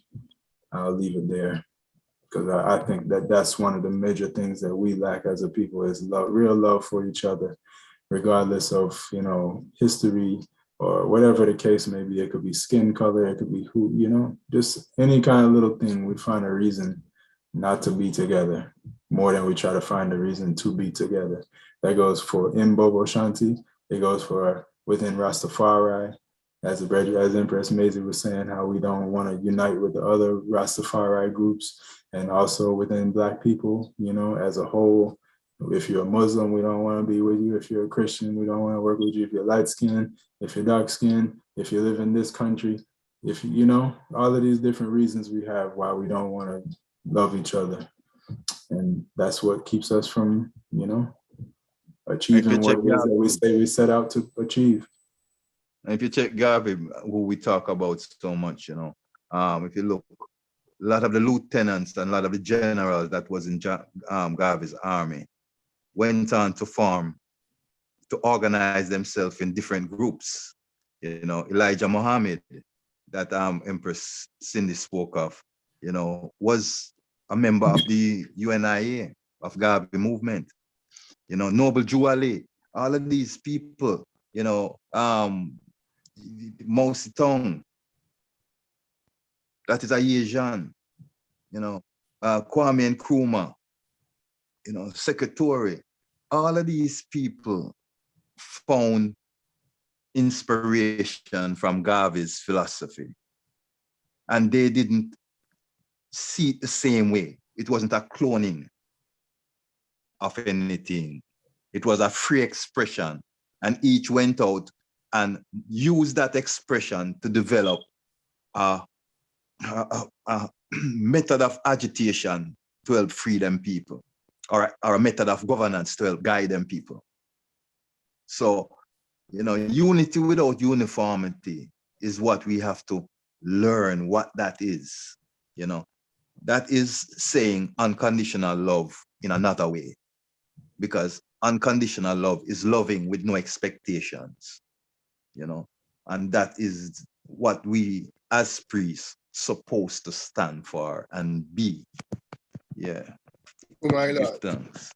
Yes, God, give thanks. And as Jah say, my Lord, you know, we see let everything be done decently and in order for Jah, in the order of confusion, but peace as in all churches of the saints. So as Bobo, we can't be confused. We're going to come together and do this thing in our oneness, my Lord. And once we're strong in Africa, we're going to be strong everywhere, my Lord. Heart of love. Truly. Yes, King. Give thanks. Huh? It's my Lord and Empress. I don't know if anyone else had anything that they wanted to say in closing. If not, my Lord, go through. Honorable my Lord and Empress, do give thanks, you know, for this reasoning here. Yes, it's very good. And remember the words of the Father, you know, we must all live together in one unity and one love. And together we walk, together we talk, together we wash one another's feet. Even though some people say we don't have no need, I and I Rastafari, Bobo Shanti, family, I do the Lord's commandment. So peace and love again, you know, to each and everyone. Hope and pray that they will have a blessed week, a positive week, you know. Take care of themselves until we meet again. Peace and love, my Lord. Blessed love to one and all. Love, Sure. Mama. Blessed All right. love and all. Yes, Mama, give thanks. All right, so yes, family, I'll turn it over to my Lord to say the prayer. And we'll seal up. Give thanks for everyone's participation and attention and care. And we hope that the word this reasoning of all reasonings we will see some benefit from us talking and from others listening. We will hopefully see more organization on whatever level. Yeah. I pray thee, do you think that this is the end of the discussion, or do you think we could, dive deeper into it and have, another discussion on another date and time? I mean, I don't think that we should just seal it up and then that's the end of the story. Like, this is an ongoing thing that we should be, discussing. Yes, it's good to talk about other topics, but this is a vital topic that we all need to, take heed of. And I don't think it should end just here right now. That me personally, I'm saying. Yes, I will. I mean, there's other aspects that we can go into, for all intents and purposes, today's reasoning can seal up, but there's definitely more organizing to do and more aspects of organizing to discuss. So yeah, it will be an ongoing thing. And ones can put their input in the chat site, where suggest how we can further, dive into the topic, So ones that are inspired and have a different outlook or have added information that could assist us in seeing the bigger picture clearer, can always input it into the chat site throughout the week. And then, as a group, we can decide how to infuse it into a dialogue, on the live stream. Mm-hmm. Mm-hmm. Yes, my Lord. And we can, continue and go right into the prayer if you feel to, my Lord. Yes, family, divine love to everyone, we have to always remember, love come first, and love the whole of the item, love the item for taking the time and, for sharing with one another. It's the first step, in communicating and in showing love. With that said, the heavens declare the glory of God, and the firmament show it is handiwork. Day unto day utter its speech, night unto night show it knowledge. There is no place throughout the creation where Jah voice is not heard, Jah vibes have gone throughout the earth, and he's like a strong man to run our race, The victory is ours, through the mercy and the grace of our Father, Most High. Holy Emmanuel, I, Selassie. Rastafari. And I ask for the guidance of each and every one, all loved ones in Christ, ask Jah to guide them going and coming throughout this strong. Help and I to accomplish, progressively within our movements, and be protected and safe under the protection of his wings. This we ask through his love, Most High, Jehovah. Jah. Rastafari. Blessed, my Lord, Empress. Honorable. Yes, Royal Family, give thanks for everyone's participation. Give thanks for your presence. Give thanks for the reasoning. This is an action where, this reasoning should inspire action, because we understand the importance of organizing and centralizing after this reasoning. And yeah, it should inspire us to go and do, So yeah, hopefully we'll see benefits coming from the reasoning same way still. So give thanks, my Lord and Empress. Again, this is the African Liberation Network. I'm the host, Prophet Daniel, and this is the Bobo Shanti International Study Group. Give thanks for your presence again, and all guidance and protection, strength and powers, and all blessings to each and every one as you go through in life, this coming 6 days of labor. My Lord and Empress, blessed love. Blessed. Blessed. Blessed, my Lord and Empress. Blessed, honorable. Blessed.